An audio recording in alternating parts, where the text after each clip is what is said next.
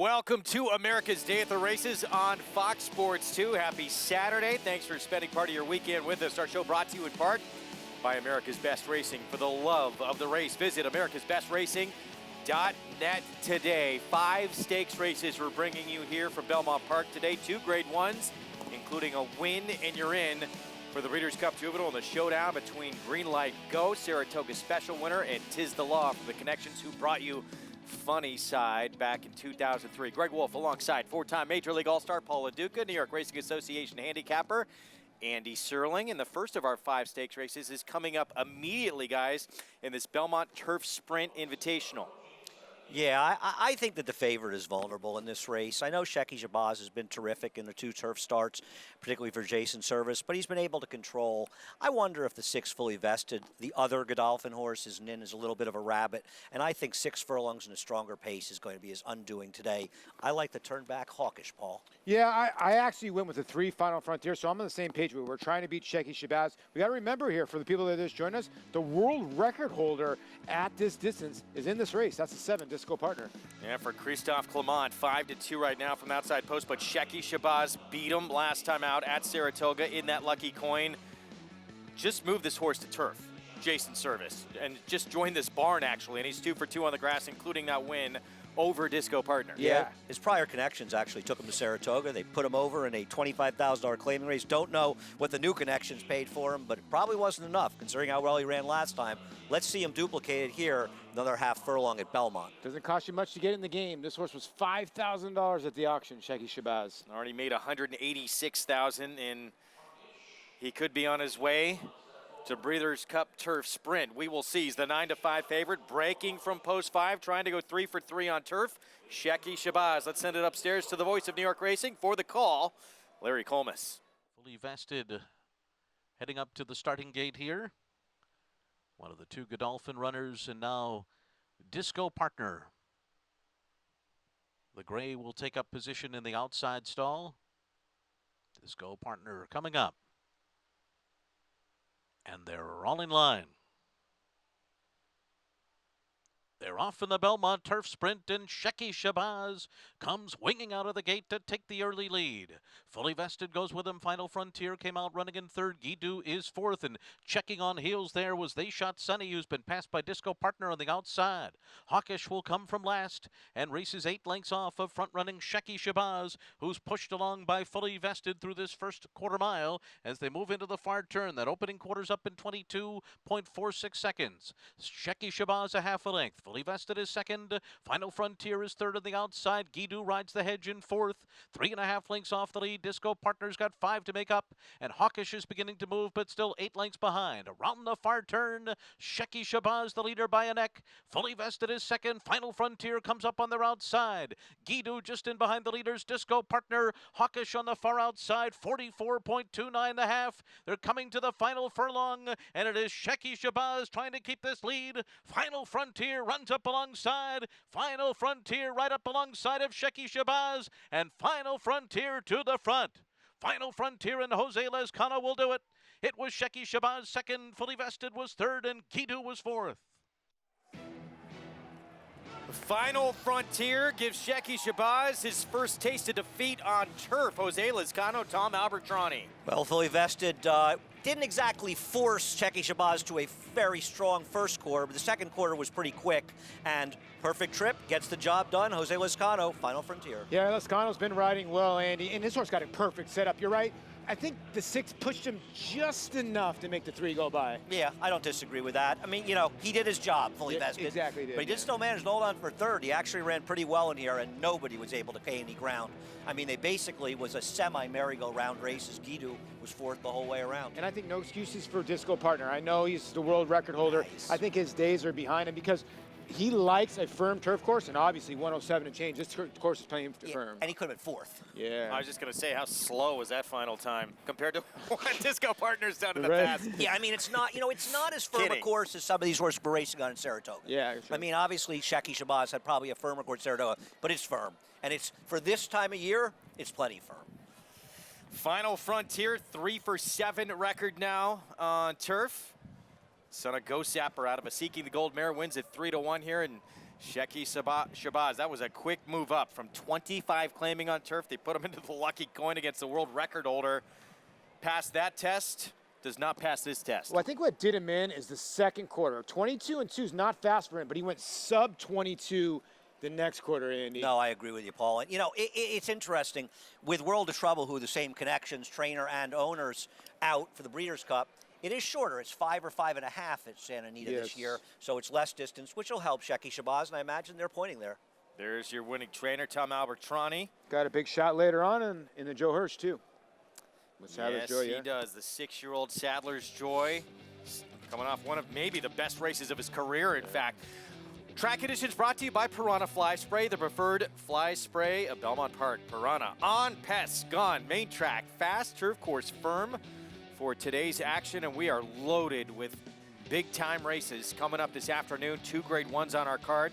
Joe Hirsch Turf Classic, which we will see, Sadler's Joy for Albertrani, and of course the win and you're in for the Breeders' Cup Juvenile, the Grade 1 Champagne with Green Light Go going up against Tiz the Law, who was sensational first time out. We also have out at Santa Anita out on the West Coast the LA Woman Grade 3 with, of course, Marley's Freedom out of the mix, and she's out for the Breeders' Cup as well. There's no real big West Coast horse in that division right now. Right. I mean, Selcourt looks like an overwhelming favorite, especially as the controlling speed in that race, whether or not that's going to be good enough. And what's really a wide open Breeders' Cup filly and mare sprint, though I think Come Dancing and Kofefi probably are the 2 horses. Yeah, I would think so. You're right, Andy.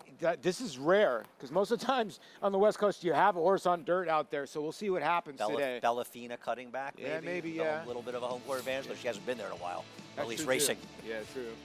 Final Frontier, $8.20, 107-1. Final time here.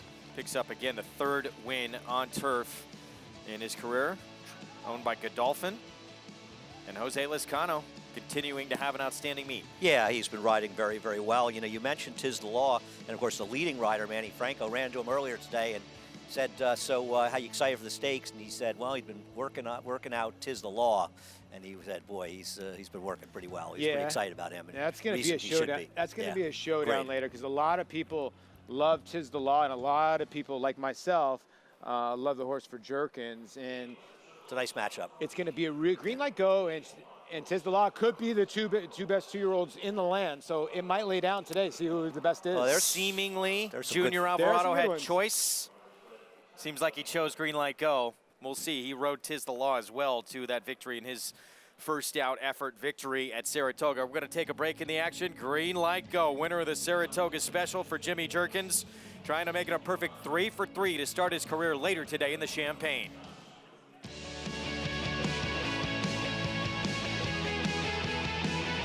Warfront.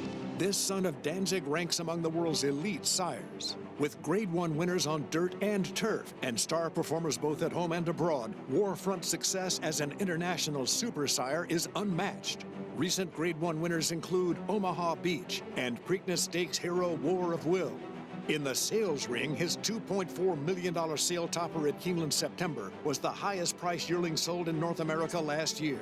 Warfront, standing at Claiborne Farm.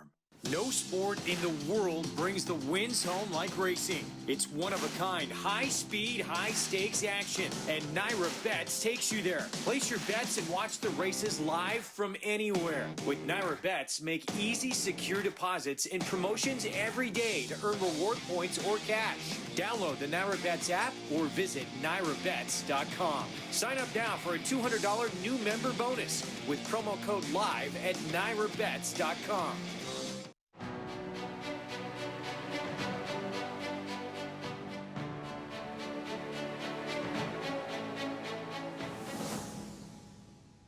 Run Happy is simply super. He polishes off an outstanding campaign with a dominant victory in the Malibu. No medication, no problem. Run Happy, standing at Claiborne Farm.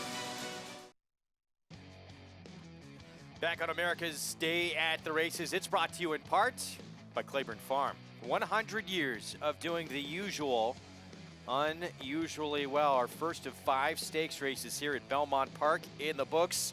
And the Belmont Turf Sprint Invitational goes to Final Frontier as we head downstairs to Maggie Wolfendale. Here with winning trainer Tom Albatrani is Final Frontier. Tommy, he has really asserted himself as a turf sprinter again this year. Yeah, absolutely. Ever since we cut him back in distance, he really showed he's a better horse sprinting than he was going longer. And it's funny because the 6 furlongs seems to be the perfect distance, 5.5, sometimes a little bit on the shorter side for him. Exactly. This was a perfect spot for him to come back after Saratoga. That extra half a furlong makes a big difference. Gives him a chance to just get his feet underneath him and just kind of cruise up there and make that run like he did here last fall. Now, you won and you finished third in here with long shot, fully vested, and he's only had a couple turf starts, but it feels as though this might be the right surface for him after all. Yeah, ever since we made the surface change on him, he's actually showed a lot more talent on the grass, and he was a contender. I really liked him, and it actually worked out good because he's got more natural speed, and I thought it would soften up Shaky Shabazz a little bit, so it actually worked out really well. Coming up a little bit later in the Joe Hurst Turf Classic, Sadler's Joy making his third start of his career, showing no signs of slowing down as a 6-year-old, 2 triple-digit buyer speed figures this year. Got close in the Sword Dancer. Will he edge them out today, Tommy? I hope today's his day. He's been training really well since the Sword Dancer. You know, he came back really well since last year's Breeders' Cup, and, you know, we just got to get the right trip, and hopefully everything works out. Well, he's so much fun to watch over the years. Best of luck with him. Congratulations, though, starting off in the right way. Oh, thank you very much, Maggie. All right, Tom Albatrani. He looks to be the king of the turf here today, Greg. Well, off to a great start, and yet difference with Sadler's Joy last time out. Jose Lezcano just put him into the race a lot sooner than he had been of late. But let's talk about our ABR race of the week. That is the Grade 1 Champagne. Winning, you're in for the Breeders' Cup Juvenile. In fact, 10 points qualifying to the Kentucky Derby on the line here as well. And that is a look at our group that will line up. Green Light Go, 8-5, morning line favorite. Would have been maybe the horse to beat as well in the hopeful. But because the track came up wet that day, Jimmy Jerkins decided to pass.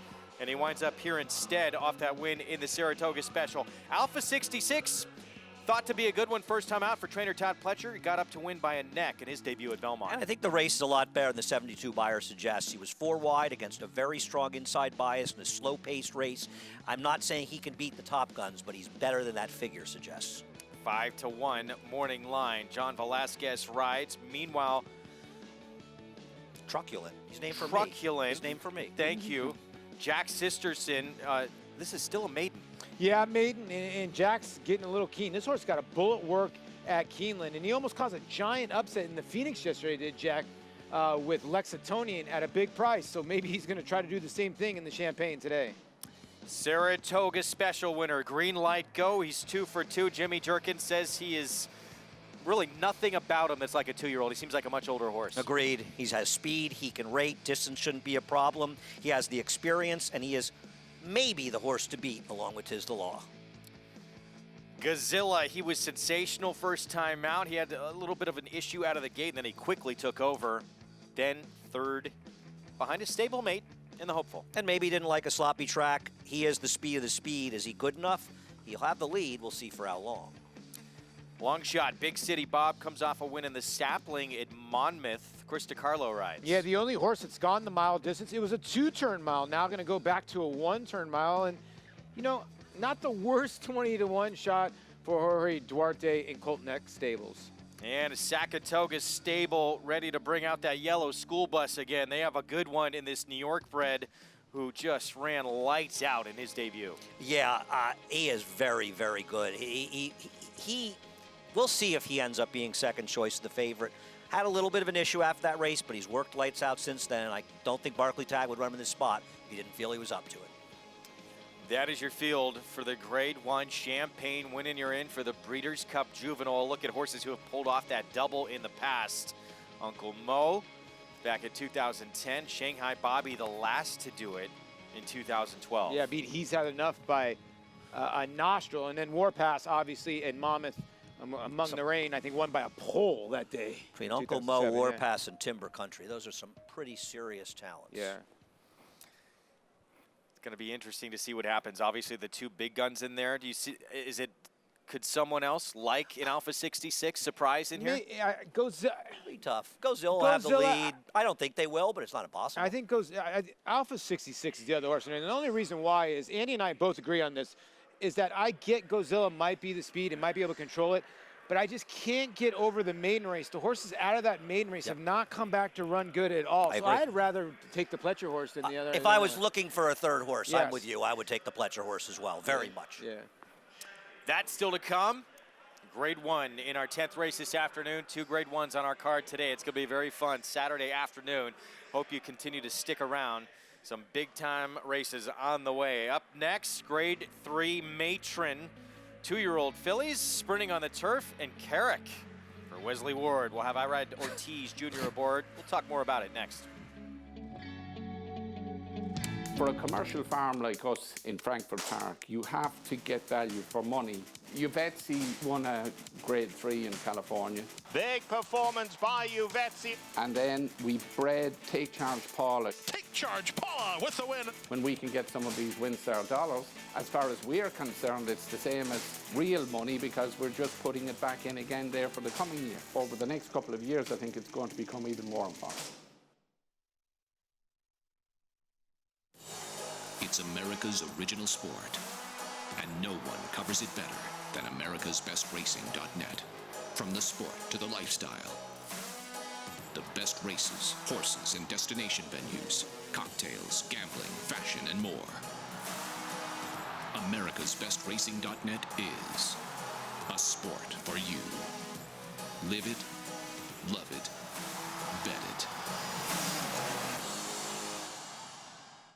Whether you have Derby dreams or Midsummer Derby dreams, this is Tom Durkin to tell you a registered New York bred can take you there. Diversify! That New York bred Exact and the Whitney by multimillionaires Diversify and Mind Your Biscuits shows the kind of quality that allowed New York breds to earn more than $93 million on the world stage last year. On-track successes have spurred New York bred sales result. At the March OBS sale, Chestertown sold for $2 million. And this New York bred 2018 yearling brought $1 million at Saratoga. So get with the program at nybreds.com. Racetrack Television Network brings you every race, from every track, on every screen, every day. With monthly packages starting as low as $5, RTN gives you great value and access to more live HD streaming and race replays than anyone. Visit RTN.tv today to sign up and watch on almost any device, including Roku and Amazon Fire. Use promo code TRYRTN for a 5-day free trial.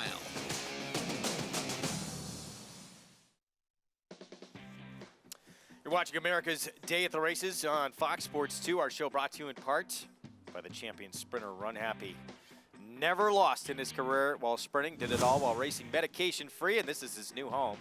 Legendary stall number 1 out of Claiborne, where he stands for $25,000. Win next summer at Saratoga in an open maiden special weight race. And Mattress Mac, Jim McInville, putting a $100,000 bonus on the line if you win with a Run Happy. Yep. Or you can get a piece of his action on the Astros. Yeah, why not? The Astros won. Had a little bit of a fight early, but you know what? They're just so. I'm telling you right now, if it happens, the Yankees in the Astros series, wow, that's going to be some kind of series. Can't wait to see it. And I know Mattress Mac will have his Astros He union. has on. about Which game? $5 million to win on the Astros. And I think point. he still loses money if they win, but I have a feeling he'll find a way to make money either way. Which game are you taking Greg and I to of the series? You know what? We'll give you a little time, whichever one you want. Yeah, that's actually maybe good a couple. You know what's funny is the clubhouse guy for the Yankees, is a good friend of mine. So yeah. Do you like the first or third base line, Greg? I'll go third baseline. 12, 15 rows off. You're a Gleyber Torres fan. Here's a look at the Grade 3 Matron field. Again, 6 furlongs inner turf, and wow, is Alms in massive favorite here. 1-5 off that maiden score September 19th at Belmont. Not too many Alms if you're taking 1-5 here. Jose Lizcano from Mike Stidham as we get a paddock report. Head downstairs to Maggie Wolfendale. And here in the paddock for this Grade 3 matron, she's coming back off a somewhat short rest as well. 15 days since we've seen her breaking her maiden, going the 6 furlongs. And really, I don't see any adverse effects of that. Sometimes you look for these young horses to get a little unnerved by it, or they look light, or they don't look that good in their coat, especially this time of year, but I can't say any of that is true for Alms in here. It looks as though Mike Stidham has entered this filly back with a purpose because, let's face it, she's not facing much as far as competition was concerned, and she was so dominant in her maiden breaking score. So look, I can't fault Alms whatsoever here. Now, her chief rival will be the multiple winner, number 5, Carrick, for trainer Wesley Ward. Physically, she looks great. She's dappled head to toe. She looks really strong and well muscled. She has the benefit of having 2 months off, and I like what I'm seeing from her in that respect.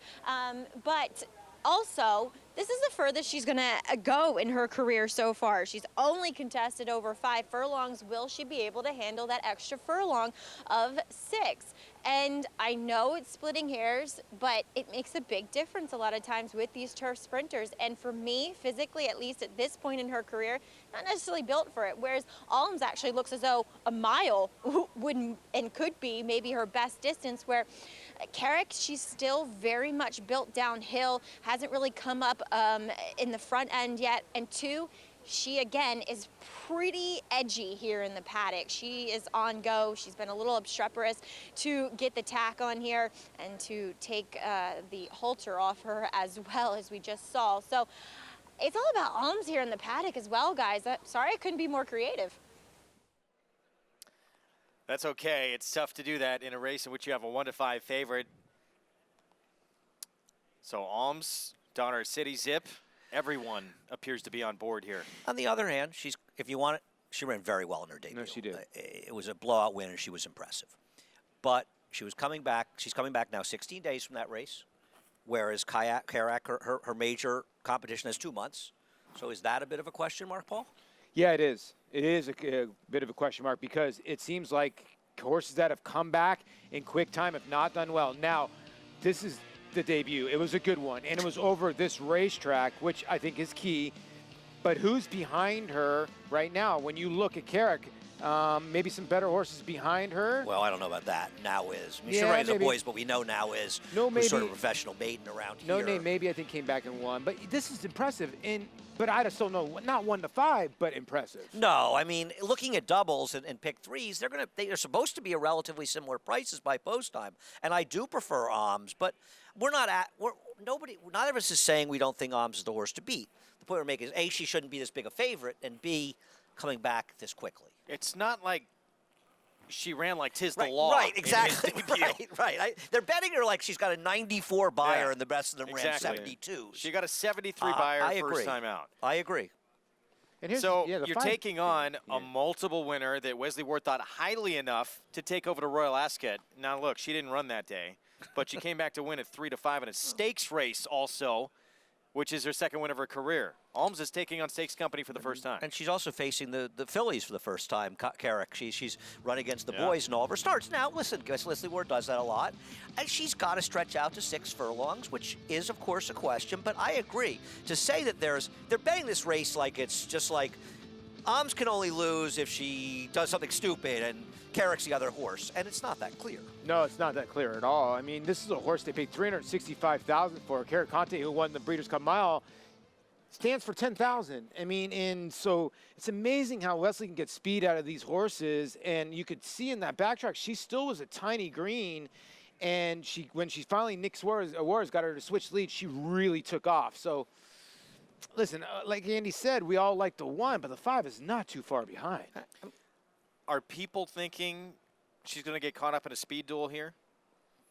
Well, and Alms I can mean, get the perfect trip? Isn't time limit the speed here? I don't think there's abundance of speed on paper, and Carrick's rated before, and I don't know what those fractions mean at Monmouth. We see some pretty absurd paces, and time limit's pretty darn quick on the dirt.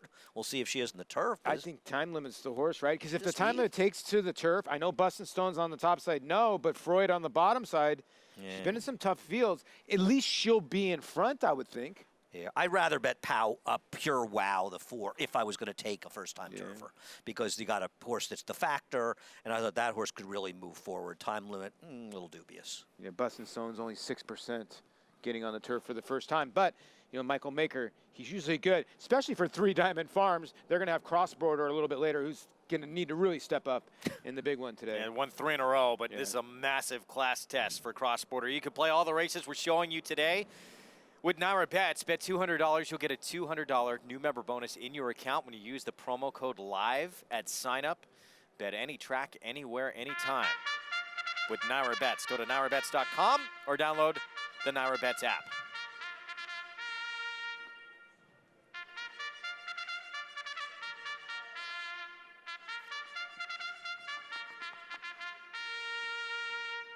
flawless. Here comes our post parade. And here's the 1-2 to 5 favorite now. Alms, daughter of City Zip for Mike Stidham. Yeah, probably drifts up to the even money range by post time and was very visually impressive first time out, but he didn't exactly break the clock, or she.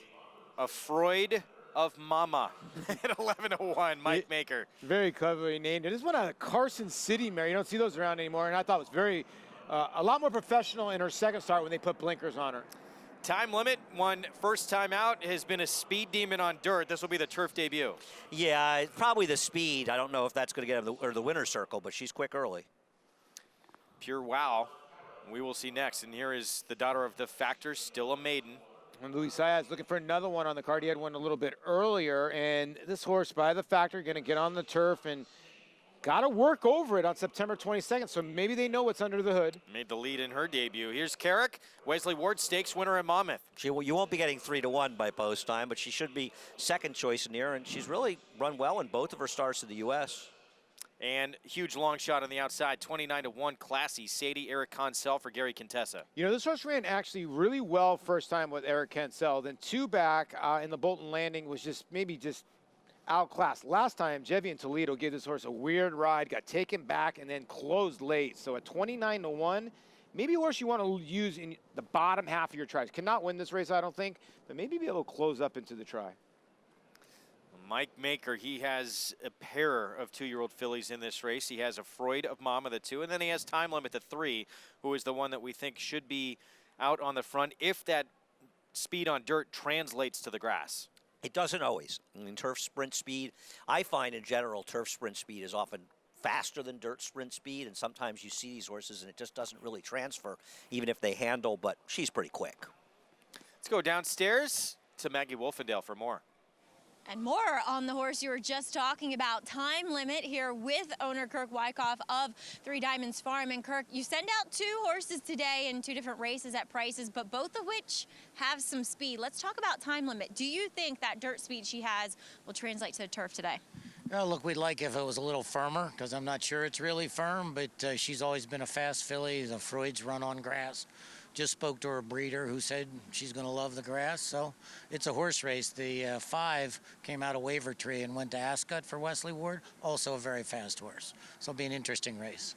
That it will be, but also you have another fast horse, another New York bred facing some open company and Cross Border, who was sensational up at Saratoga. Now he's going to provide some pace in that long contest.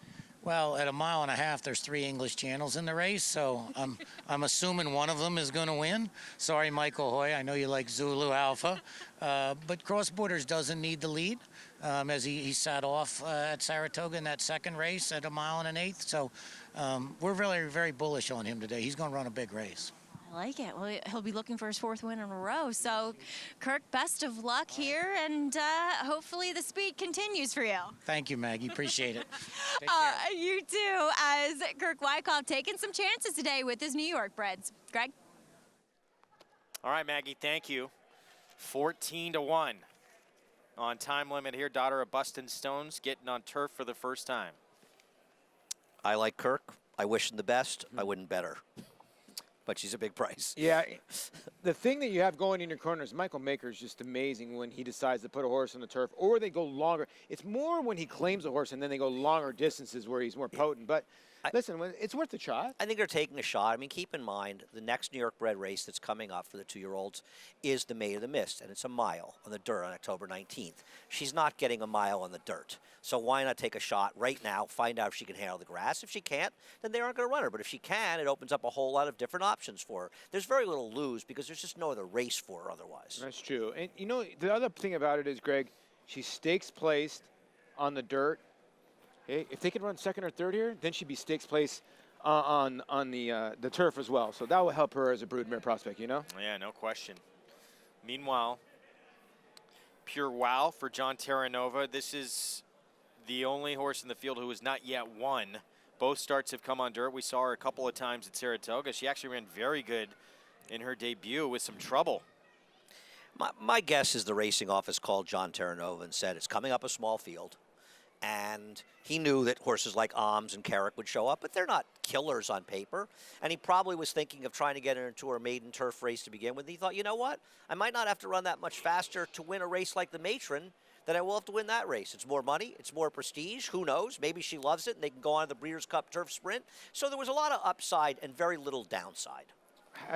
The work pattern, 47-2 on the dirt. Then they put her on the turf for the and she runs 47 breezing around the dogs. I would think they weren't really pumping on her and pushing her to see how she was going. So that turf work it sticks out right there. Yeah, it's a little interesting. Yeah. 8-1 right now on Pure Wow as we check in again with Maggie. Yeah, Paul, you're exactly right, because when you have the dogs out, I mean, that's like going 46 more so than 47 flat. Wow. She is, of the two horses trying the turf for the first time, by far the most convincing, as I too wish Kirk the best of luck. But Pure Wow, although she's a maiden, she actually too, since coming off the 2-month rest, actually looks more fit and streamlined than she did in her 2 previous outings. Now, again, she was a bit nervous in the paddock, but that's how she's been in her last 2 efforts as well. You know, it's something you'd hope they'd start to overcome, but then again, if it's not out of character, then you don't worry quite as much. So fitness, it is there, off the little bit of a break. And as far as this surface change, I am somewhat optimistic with this John Terranova trainee. Greg? What can we talk of the 2? Still odds on Alms, but now that 1-5 has become 4-5. That's about right. I thought even money and maybe the 5 would be right around. I thought they'd be somewhere the same. Now the 2 Freud of Mama, like I said, got blinkers last time and she improved a lot. And you look at the race and you go 21-44-1. She was right up on top of that pace. I agree. She was a completely different horse in her second race than the first race, where fast pace or not, she lagged way behind the field. You could tell right away last time she was a different horse. Now, obviously, she too will have to improve a little bit, but these are lightly raced 2-year-olds. And what's to say a horse that's had 6 more days since her maiden win than Alms can't take another step forward? I don't love her, but let's say I think if you don't like either the 1 or 5, you want to take a shot against them, play a 1-2 or a 5-2. Try to get her for second. That would be my best idea with her. Yeah, because you're projecting with the 3 and the 4, right? Right. Like whether they're going to like the turf or not. You're projecting with Alms. Well, she's been on the turf. Well, true, she's been on the turf, but yeah, but you're projecting that she's going to, yeah. I mean, at 4-5?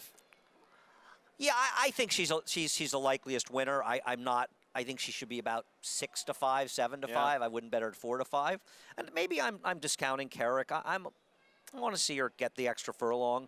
But obviously she can win. And Afraid of Mama, these are lightly raced horses. I mean, we're talking about the 3 with Mike Maker. Well, why not talk about the 2 with Mike Maker, too?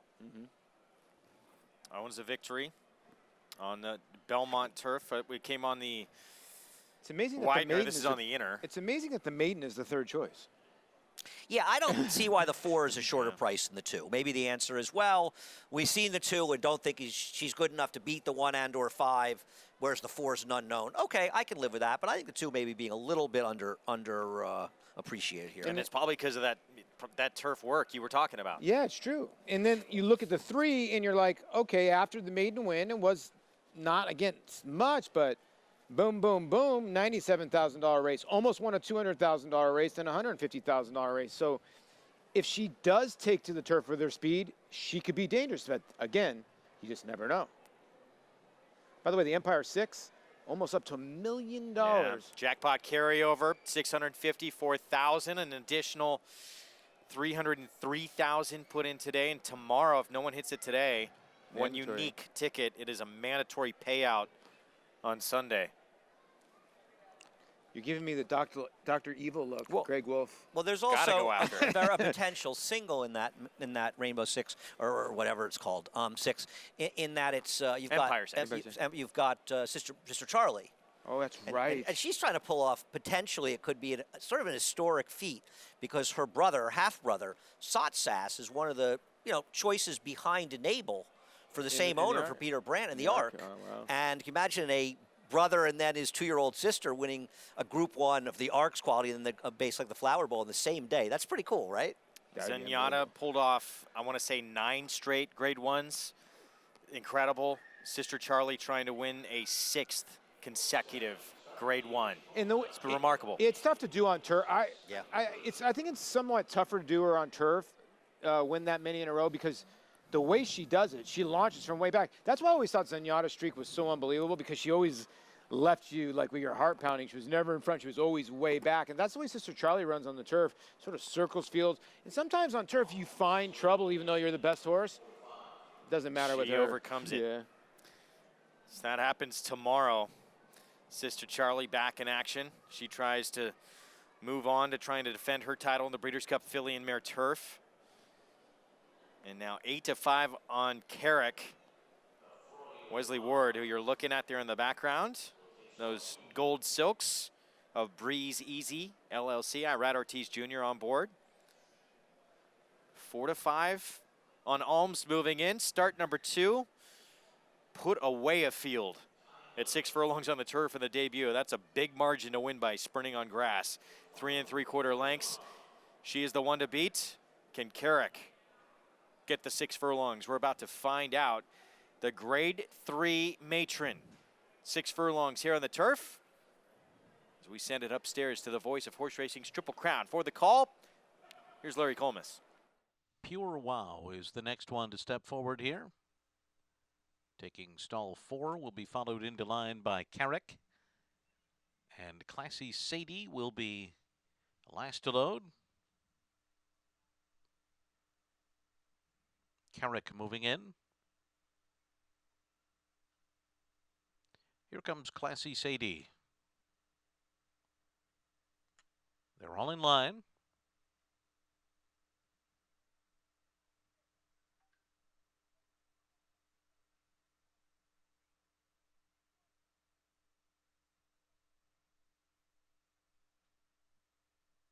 They're off in the matron.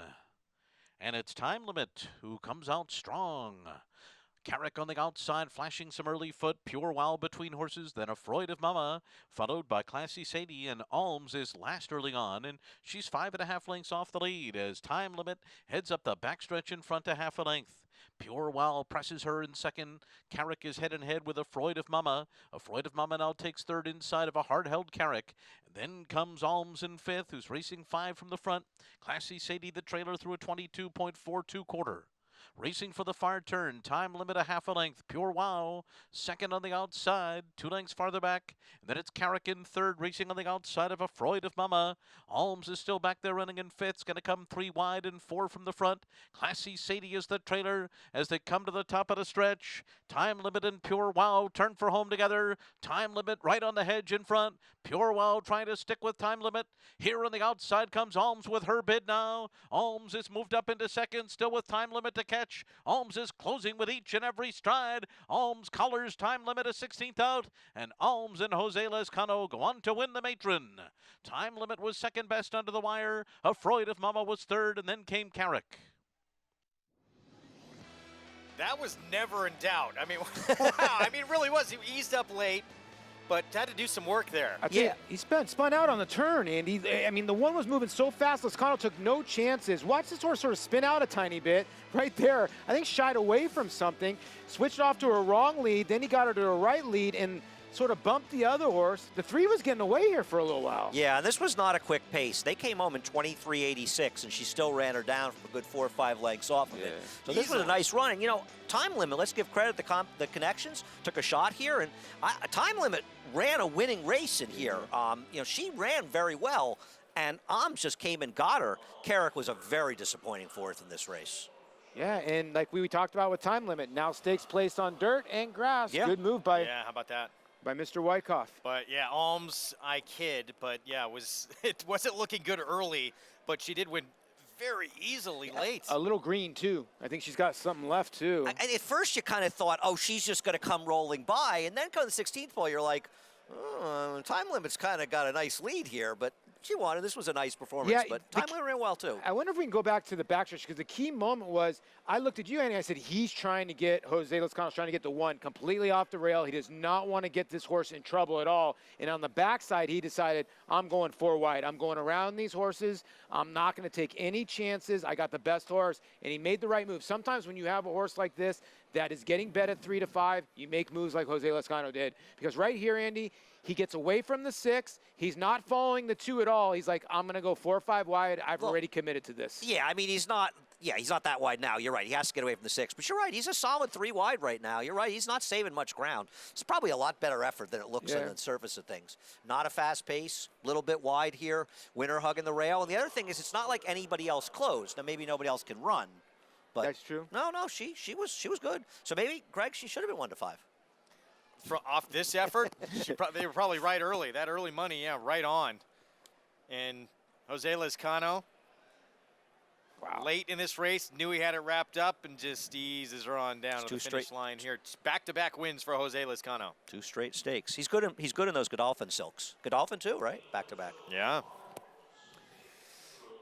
Ulm's ultra impressive in the grade 3 matron. Late pick 5 is next. Stay with us. You're watching America's Day at the Races on Fox Sports 2.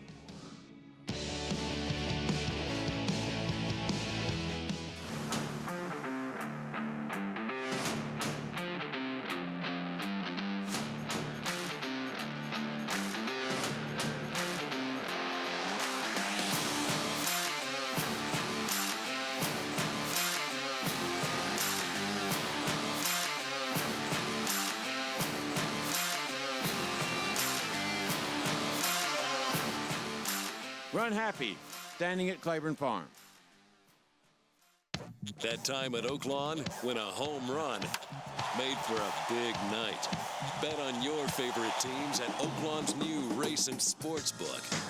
OAKLAWN, a new level of action, a new level of excitement. The thermal spring waters our city is named after are known for their legendary healing properties. Their thirst-quenching properties are pretty nice, too. Hot Springs, Arkansas. It's different here. Come see why. Not since Danzig has a stallion seen this much early success. He's not just setting records. He's making history.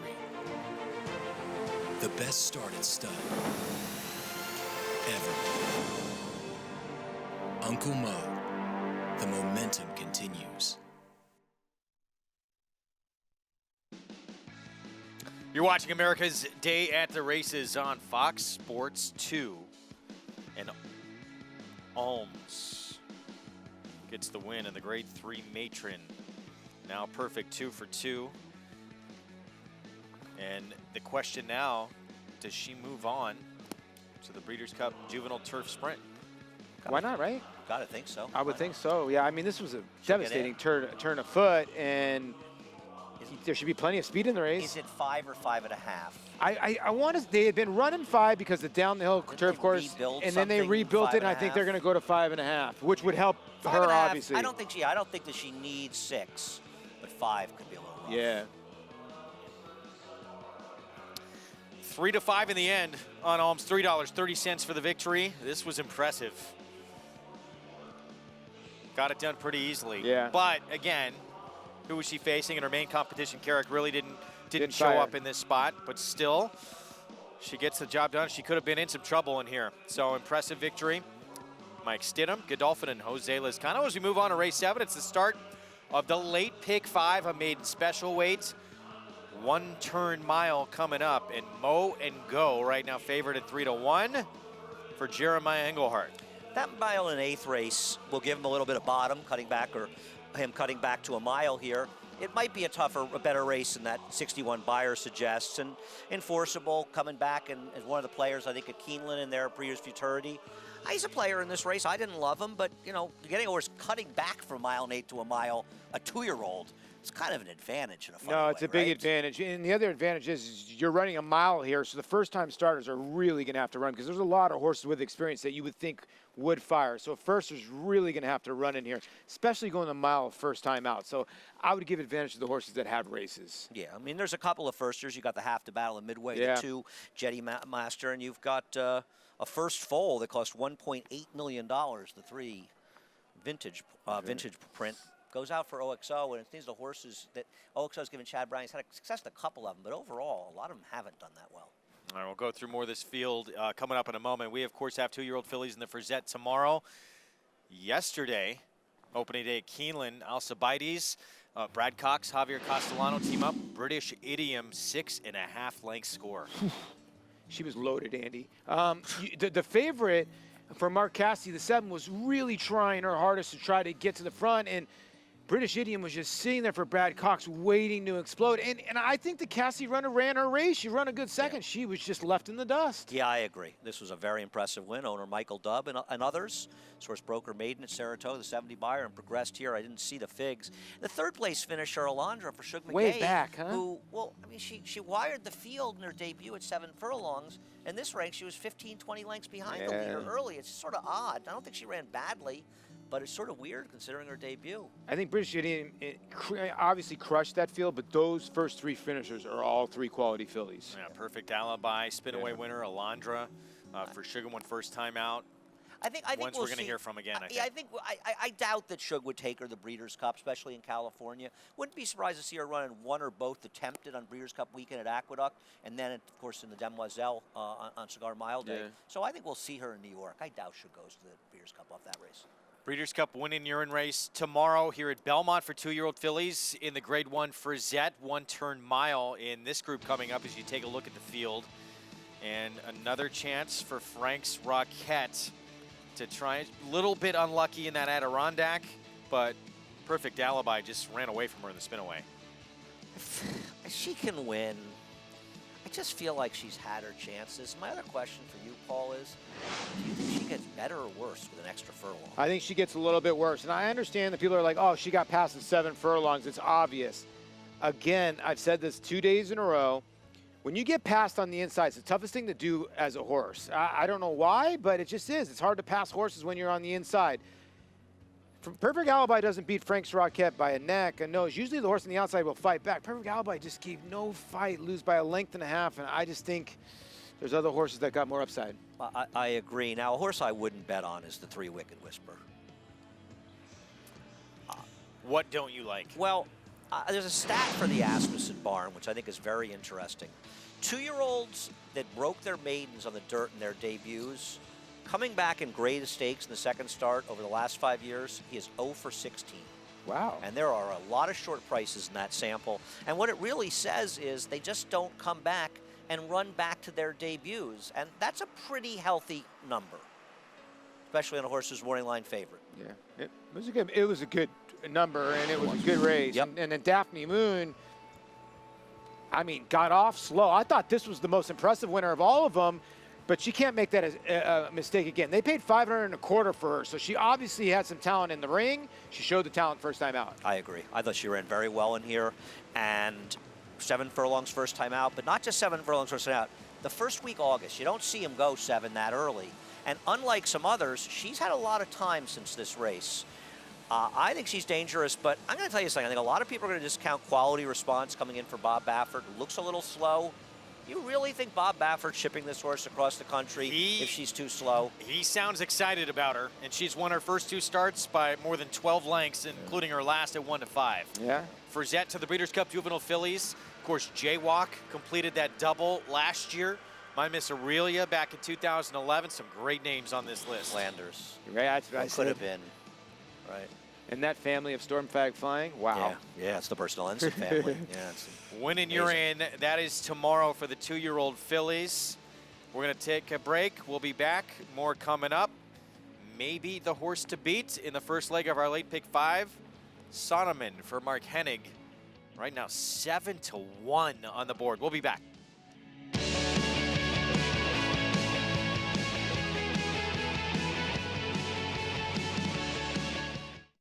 No sport in the world brings the wins home like racing. It's one-of-a-kind, high-speed, high-stakes action, and Naira Bets takes you there. Place your bets and watch the races live from anywhere. With Naira Bets, make easy, secure deposits and promotions every day to earn reward points or cash. Download the Naira Bets app or visit NairaBets.com. Sign up now for a $200 new member bonus with promo code LIVE at NairaBets.com. We're gonna go traveling.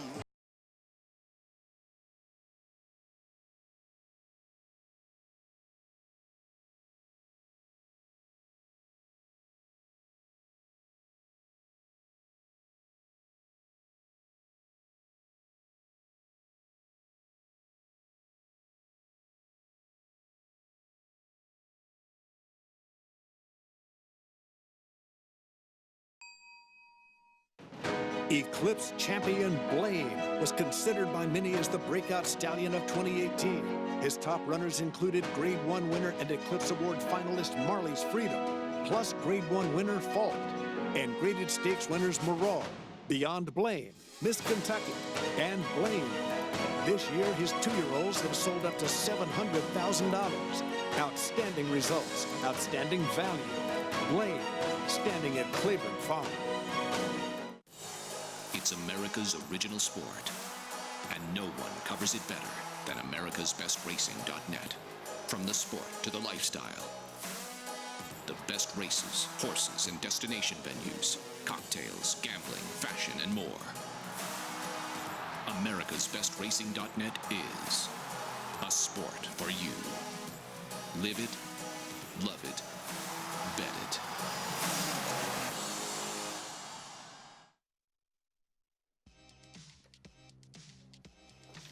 Back on America's Day at the Races, brought to you in part by America's Best Racing. For the love of the race, visit americasbestracing.net today. Great to have you with us on this Saturday afternoon. 4 more stakes races coming up. 3 more, I should say. We already have 2 in, including our 2 Grade 1s in the Joe Hurst Turf Classic and the win and you're in for the Breeders' Cup Juvenile in the Champaign. Up next, late pick 5 time. Maiden special weight here in Mow and Go, favored for Jeremiah Engelhardt as we go downstairs to Maggie Wolfendale. This is an interesting race, to say the least, guys, as first of all, we got a very noisy bunch down here in the paddock of 2-year-olds, as we'll start by talking about 2 first-time starters, actually, and they're going to be bigger types of prices in here. But number 2, Jedi Master, he's going out for trainer Bill Mott. He is a half to Battle of Midway and by Empire Maker, so right there, boom. Why wouldn't you debut at anything less than a mile? Well, that's the first bad move he's made right there. But so far, he's been very classy acting, and I love the way he's put together. He's a big price on the board, but then again, Bill Mott's horses can be that way, and maybe he will need a race.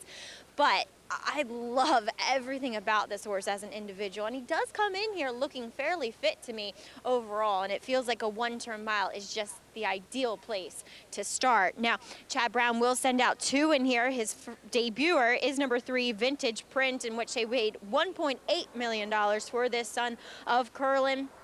The dam, Molly Morgan, was a multiple graded stakes winner, obviously long on the dirt as well. And he comes in, he's very fit looking. So far, he's been professional. He's fit looking, but there's also some substance to him. He's very solid as well. But watching his workouts, at least his last 2, while he broke okay in that gate work, he was niggled on to keep up then in the latter stages of that 5 furlongs, but he did respond to that. He just strikes me as somewhat of a lazier type, where maybe things aren't quite turned on as to what his job fully is as of now, whereas Chad's other horse, who I'll get to in a moment, did work much better than him, in my opinion, 2 back. But let's talk about Cowtown first, number 1, Tabbage, next for Kieran McLaughlin. I don't know, this horse is going to be a little bit of a price, but just the progression from first to second start is really remarkable. He didn't look strong at all throughout his hindquarters in that debut, and he's just come up on across his top line. He's filled out. He has this big swinging walk, which suggests to me that the extra furlong should not be a problem for him. It looks as though he's come back and has been working well since Saratoga too. So I think this horse could outrun his odds with a little bit of more ground, though he has to break from the inside. Now, as Andy pointed out, number 5, Cowtown, he's actually cutting back, and you don't usually say that when you're talking about 2-year-old route racing. But Cowtown debuted at 2 turns, going a mile and an eighth, and you can see why. He's a tall drink of water, and he looks fantastic here. If anything, he's put on more muscle mass.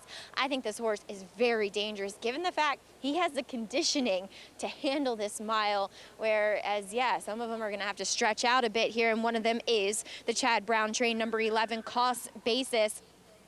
And as I was saying, that workout going 2 back in which he worked with Vintage Print, he was on the inside and he was just under stout restraint. I mean, just to get that minute, he looked so good, and even on the gallop out as well. Now, again, he's a little wound up here in the paddock, which he was first time out too.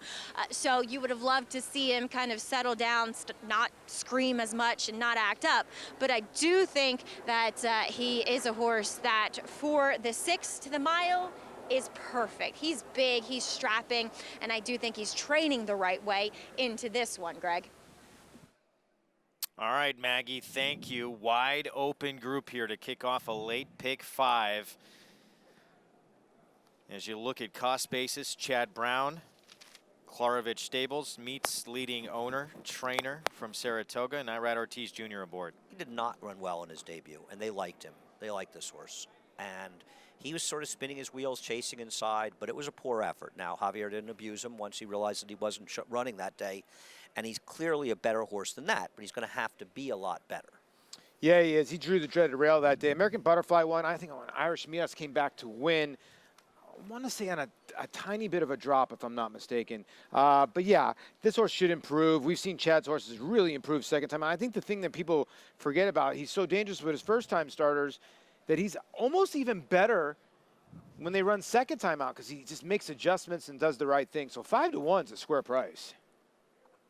What happened to 12? Oh, okay. There's Irad Ortiz and those Klarovich Stable Silks ready to hop aboard. This is strange that this one's not taking more money. Sonneman coming off a second to a horse that was pretty highly regarded and famished. I agree. Now, he's likely to be favored by post, though. He and the 11 are the clear-cut favorites in the double at $8.30 for $1.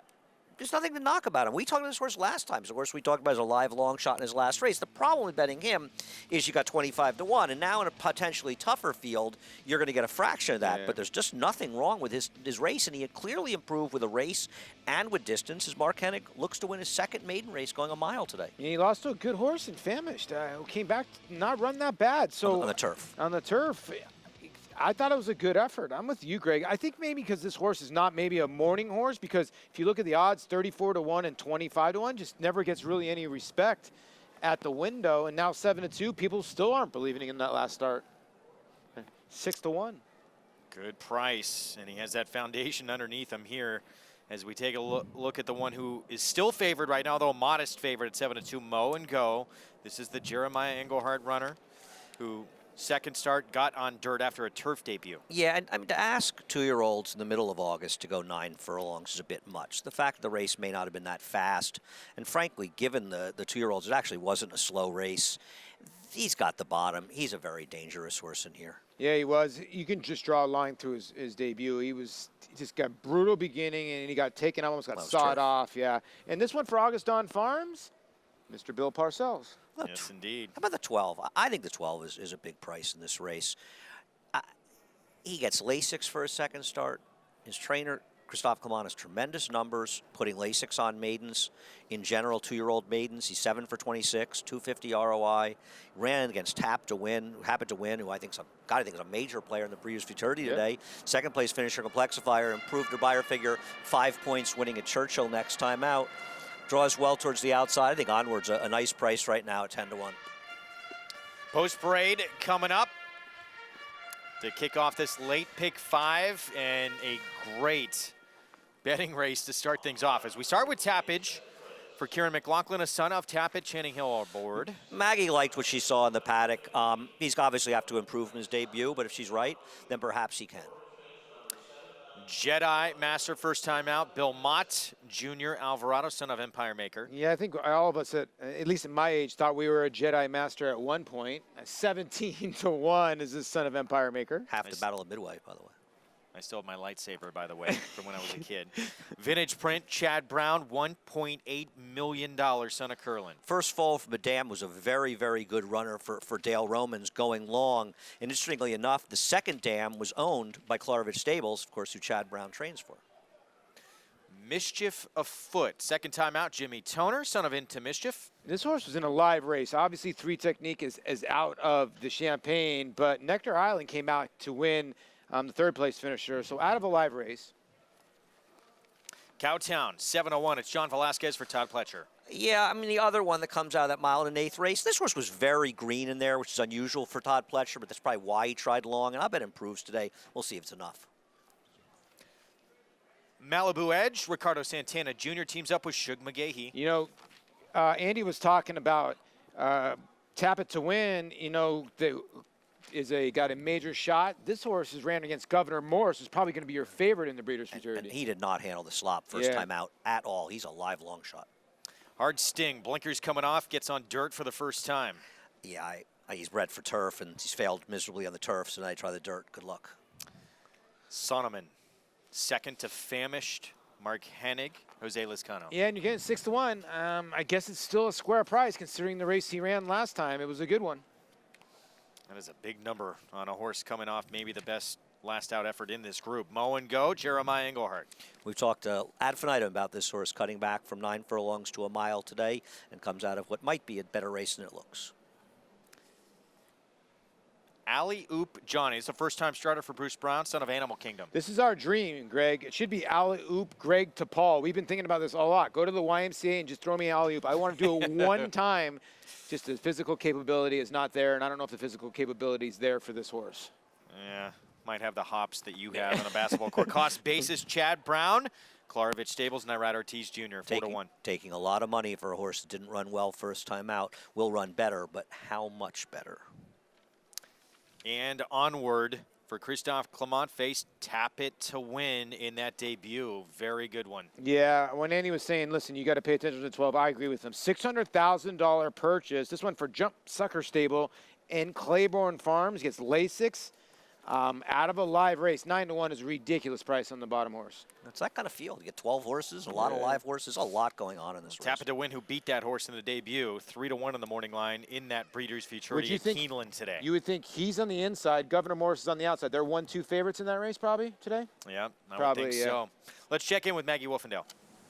Here with trainer Mark Hennig as he'll send out number 8 near Sonneman. And Mark, looking for your second 2-year-old winner on the card with Cortland Farm and May Dean winning earlier too at the distance. I want to ask you, when you bought these horses last year at Keeneland, did you kind of have those classic distance types in your mind? No doubt. I mean, that's what we're shopping for. And, you know, it can get a little frustrating when you're waiting out the Saratoga meet, looking forward to stretching out. But, you know, everybody's been patient, and that's just kind of been our plan all along, is to try and point to these fall races. Now, Sonneman, he has gradually stepped out in distance. He'll go the 7 to the mile here. What do you think about his chances, narrowly defeated last time? Well, I think he's going to relish the stretch out. I mean, he really has been wanting this all along. His mother ran a long way. His sire obviously did too. And I think, you know, this horse has really developed a lot in the last 60 days too. So, you know, we're pretty optimistic. Now a little bit later in the Hill Prince, got Bourbon War, second start on the grass, second in his first try in the Better Talk Now.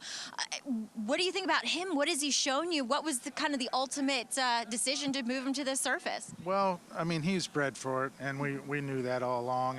You know, I think we had a little question about his distance limitations, and I think today we'll get that answered, whether he can get the mile and an eighth comfortably on the grass. I think he can, because he seems like he's a lot stronger horse on the turf, especially in behind. You know, but he was very green in his first start on turf. He acted like it was the first start of his life. So, you know, I made some equipment changes, and hopefully we straighten that out today. Fun. Well, if that works, then looking pretty good in that Hill Prince. Mark, best of luck with the rest of your runners. Thanks, Meg. All right, guys. Mark Hennig looking to have a successful next hour or so. Greg? And still surprised that even at 5-1 on his horse here in Sonneman. Yeah, and a lot of people forget, you know, Mark mentioning to Maggie, Zardana, the dam of this horse, was the one that beat Rachel Alexandra. That was the other runner, actually, for John Sheriffs that they shipped out to Fairgrounds and beat Rachel. Probably caught Rachel at the right time because she was sort of on the downswing, but she still beat her. It was also theoretically the prep for Rachel to go to the Apple Blossom, where they were hoping she'd square off. I think they're putting up $5 million to run in the Apple Blossom against Zenyatta. Yeah. She didn't show after that, and Zenyatta, of course, won her second straight Apple Blossom. I want to talk a little bit about the 6 horse in this race. I think both the 6 Malibu Edge and the 5 Cowtown, both can improve off of their debuts. I think a lot of these horses will improve. The question is who improves the most and who runs the best. The 6 Malibu Edge to be 8-1 in that race where Governor Morris was a odds-on favorite, the third-place finisher took a lot of money also in there. This was bet first time out for Sugar McGay. And in watching the replay of that race, I thought he ran very much like a horse that just hated the going. Meanwhile, Cowtown, 8-1. Maggie mentioned she really liked the look of this horse here. Second-time starter by Tonalist. Yeah, to see Todd Pletcher run this horse 9 furlongs first time out says he's probably a little slow. He's probably a work in progress. And watching the race, that would be the feeling you would get. He was very green. It's uncharacteristic to see Todd Pletcher with a horse first time out be really green, but I think he tipped his hand running in that race. Now he's running in a mile race, so he's not saying I'm going to wait until we get to Aqueduct where we can go those 2-turn mile and an 8th race. Let's see what he can do and what he probably figured would be a tough race. I think 8-1's a little bit short in this big field with a lot going on, but I'm not going to be surprised when he runs a lot better. But once again, you've got so many horses that can and will improve here, and the question is which are the ones that are going to improve enough to win. There's going to be a number of horses in this race that run very well and a number that improve off their debuts that are going to run 5th, 6th, and 7th in the year. It's that kind of tough race. I won't be surprised when we see a stake winner or more come out of this race in the future. All right, Paulie, pick 5. It starts here. What'd you come up with? Well, I had to go deep in this race, and it's the reverse pyramid, right? 5, 6, 8, 9, 11, 12. The 6 at 19-1 is my top selection. Race number 8, 2, 3, 4, and 5. I like Tao a little bit, the 3. I also think Bourbon War and Digital Age, you just cannot leave off your ticket. 5, 6, Arklow and Sadler's Joy. I'm taking my shot in the Joe Hirsch. It's a tough race, too. I'm using the 2 big boys, Green Light Go and Tis the Law. If you had extra money, maybe throw in Alpha 66. I don't think he can beat those horses, but if he does, you'll get paid.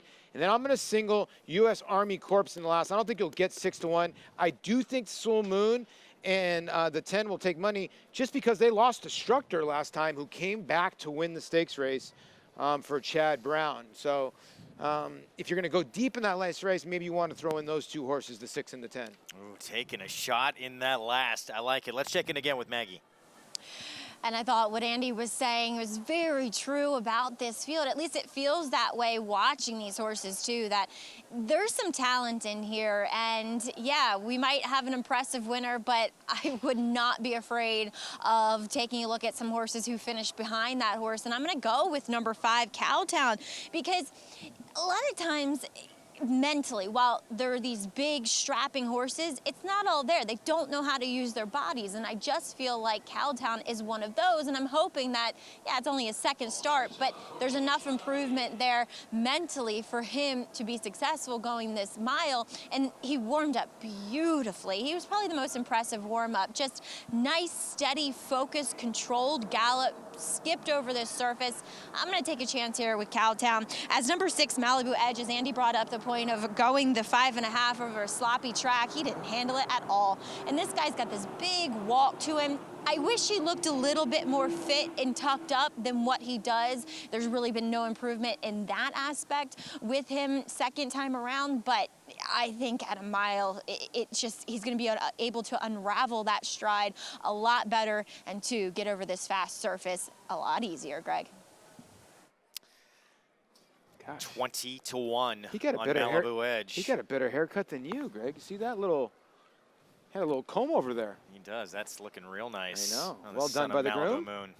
Well done. Yeah, 20-1. And broke okay. Thanks for noticing, though. Yeah, you're welcome.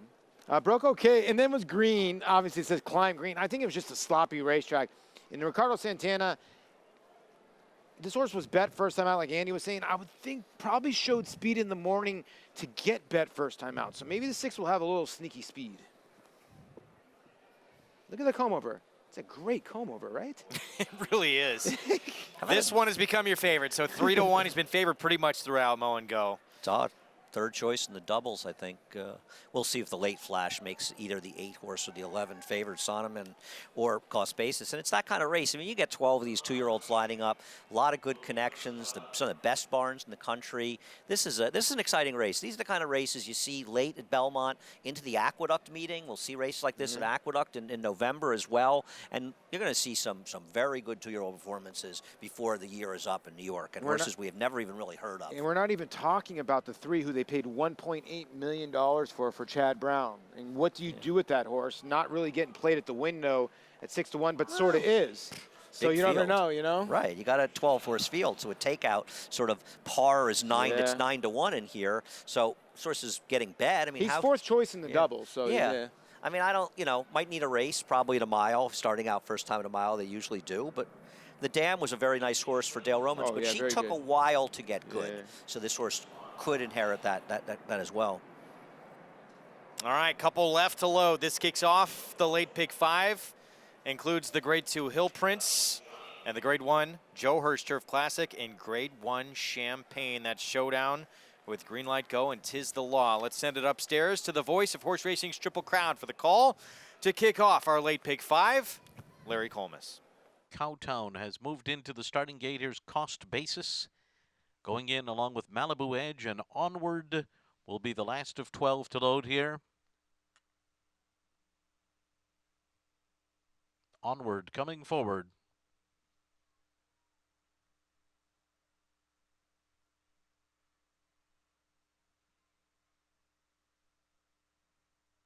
And goes in. They're all in line.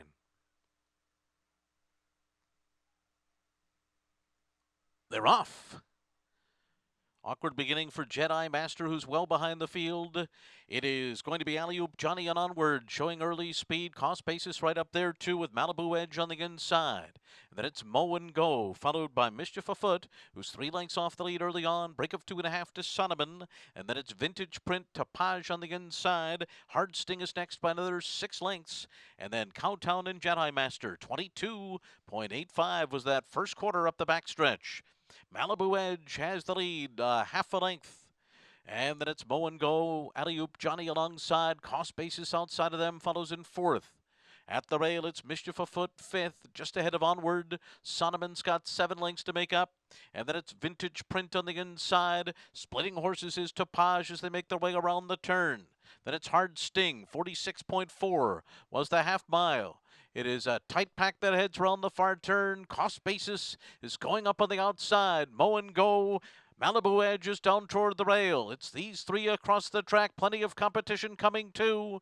Here on the far outside is Hard Sting putting in a 5-wide bid as they make their way toward the top of the stretch. Cost Basis off the turn in front. Hard Sting on the outside comes on second. Topage is in between horses. Mischief Afoot is there toward the inside. And Sonneman is closing in the center. And here comes Sonneman on the far outside, right up alongside and right by Cost Basis. But Cost Basis battles on from the inside. Sonneman, Cost Basis, Sonneman by a neck.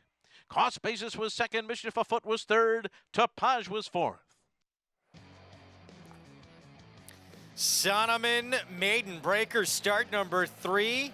Gets by Cost Basis. Jose Lizcano, give him 3 in a row. Good job by Mark Hennig, who's had 2 straight winners, both of them taking advantage of some nice paces, but nobody else really made a run except for Sonneman, who put in a good effort.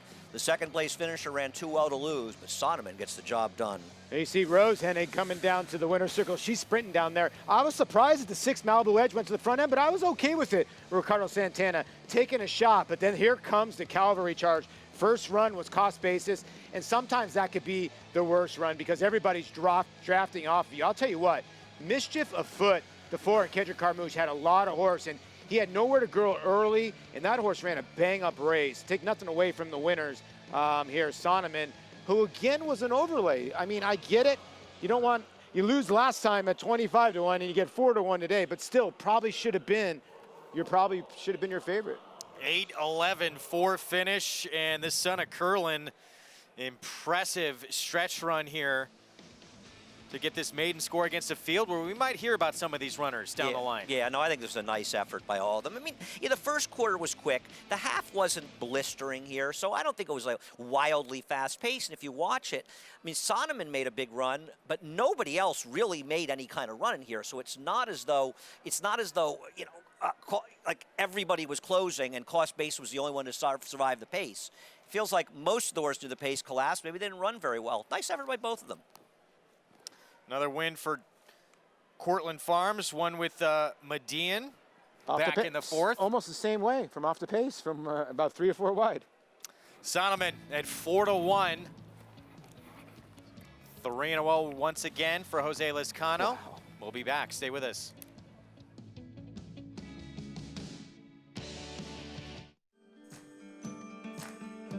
Run Happy, you know, he's 16-2. He's a beautiful horse. There's stamina on top and bottom, and he's stamping his horses with that. I think they look big and fast, and like horses that'll go on and run a distance as well as short. He was a fantastic racehorse. If he passes on his ability as a racehorse, I think he's a slam dunk to be a great sire. Very athletic looking and beautiful bodied horse as well. Run Happy, standing at Claiborne Farm. Coming on strong. Minute to stardom. On top, coming down to the final 16th, opening up a 2-length lead. My love for you. Wild About Star, shining big here in Berry 1. Oh, why did I wrong? Testing, 1, 2. The Star Guitar filly leads Champagne Diva close to home. It's testing, 1, 2. Feel my love for you. Coming on strong.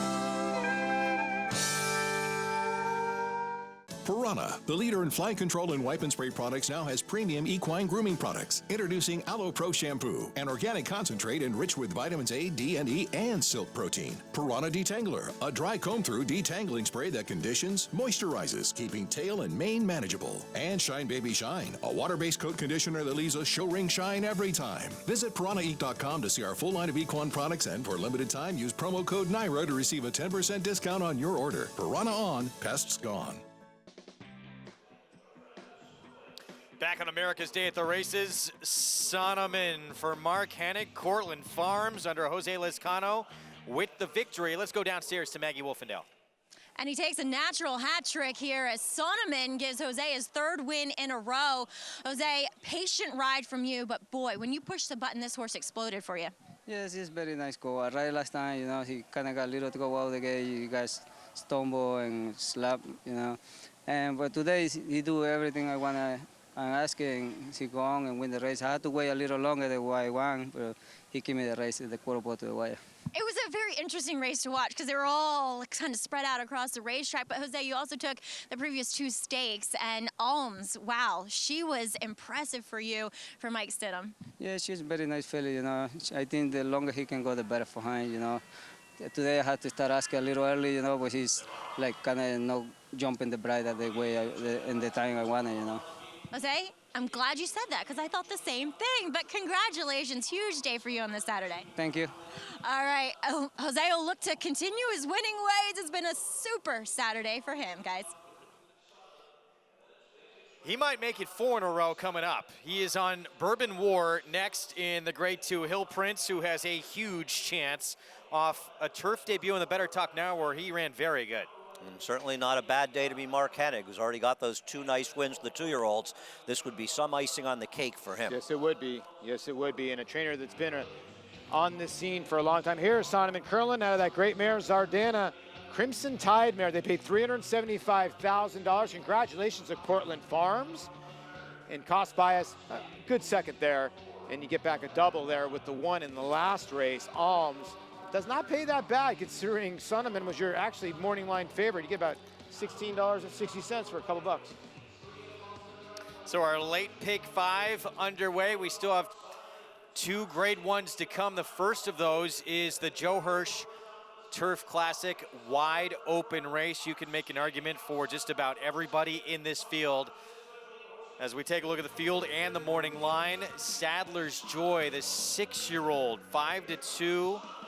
Morning line favorite in this race. Look who's aboard. Jose Lezcano. He is lined up for a huge afternoon. He's already won 3 in a row, as mentioned.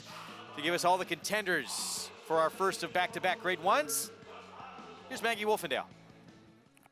This Saturday, the turf is calling at Belmont Park for the 42nd running of the Grade 1 Joe Hirsch Turf Classic, and some of America's top grass runners have answered the call.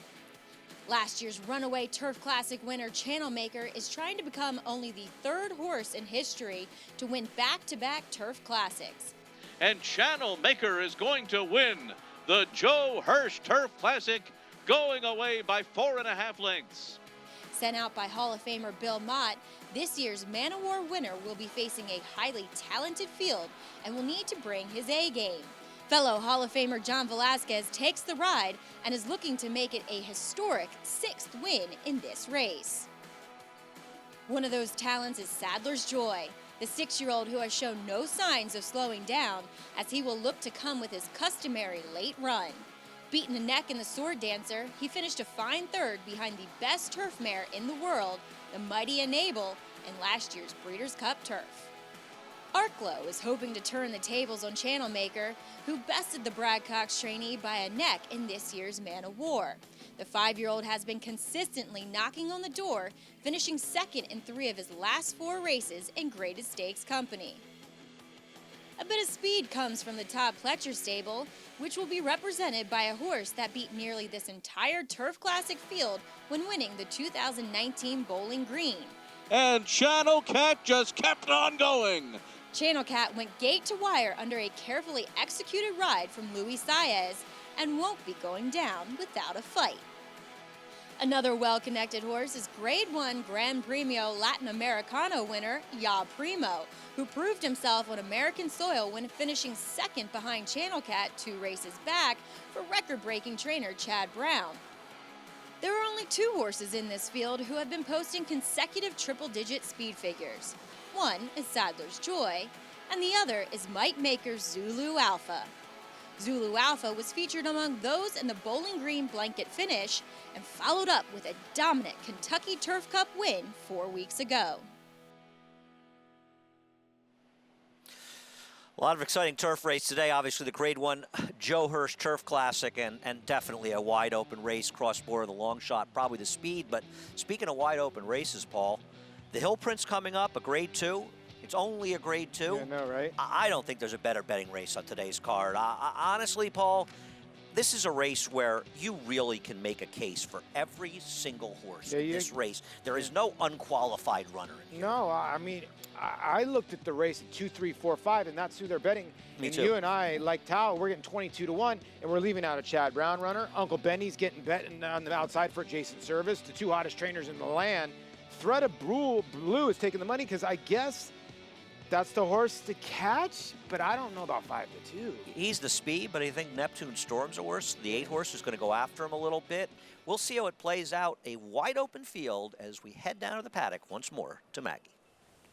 Andy, thank you. And I couldn't agree more. This is a great rendition of this Hill Prince, which is named for a pretty talented horse. More than 20 years before Secretariat wore the legendary colors of Meadow Stable, it was Hill Prince. After winning the Eclipse Award as a 2-year-old, Hill Prince would go on to win 8 of his 15 starts as a 3-year-old, including the Wood Memorials you're checking out here, the Preakness and the Jockey Club Gold Cup, and take 3-year-old honors as well as Horse of the Year honors. A subsequent 4-year-old campaign would bring him Handicap Male Eclipse Award, and he would go on to be a very successful sire as well, siring 23 individual stakes winners, and also which included the dams of Shuvi and Dark Mirage. Now, this is the 45th running of the Hill Prince. Yes, he was a horse who was more successful on the dirt, but still, these are 3-year-olds in the paddock, and that was by far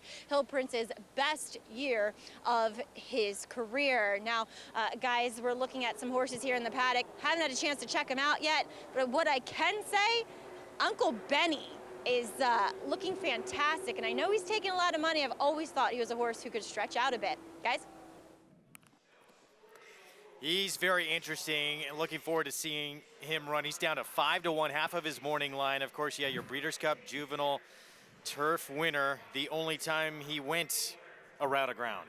Yeah, he lost the line of duty right at the line, but he was rolling on home, and now they're going to stretch his legs out 1.1 miles. It's a pretty tall task, Prince, against a pretty good group of 3-year-olds in here. Excuse me, your runner-up in the Breeders' Cup Juvenile Turf. They're 5 to 1 on Uncle Benny for Jason Service, Manny Franco. Great crowd on hand. Look at this little guy having a good time here at the races. And rocking the stripes, that a boy. Yes, he is. Great action ahead. Grade 2 Hill Prince. Back-to-back Grade 1 still to come on a sensational Saturday of action here on America's Day at the Races from Elmont, New York. We'll be back. This proven son of Giants Causeway has sired 4 millionaires, including Claiborne Farm stallion Lee.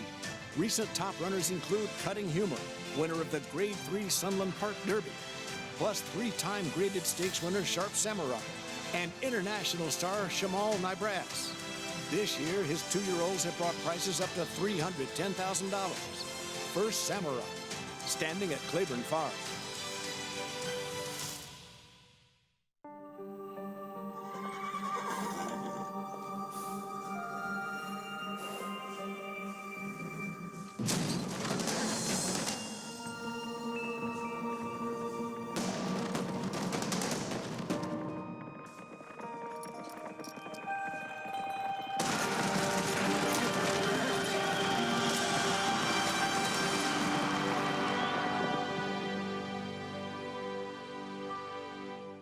What I like best about Run Happy Sire, he showed so much brilliance to win the grade ones that he won, different racetracks, and he was competing against the best horses that made it look easy. When I first heard about the bonus, I thought it was good for everybody, buyer or seller, gets everybody on the same page, that there's a lot of enthusiasm with the horse already, and I think that just helps add to it. I think these Run Happies, the public already wants to like them. That's a great thing, and I think that's a little icing on the cake for the whole deal. Run Happy, standing at Claiborne Farm.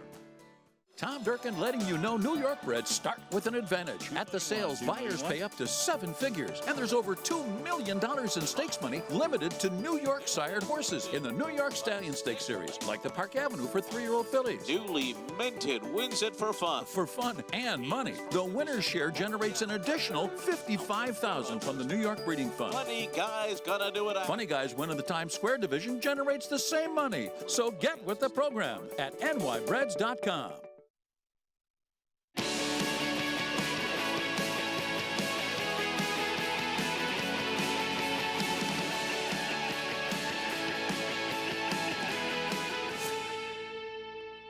Next on America's Day at the Races, after stealing the middle jewel of the Turf Triple Series on the front end, a thread of blue, looks to go gate to wire again in the Hill Prince.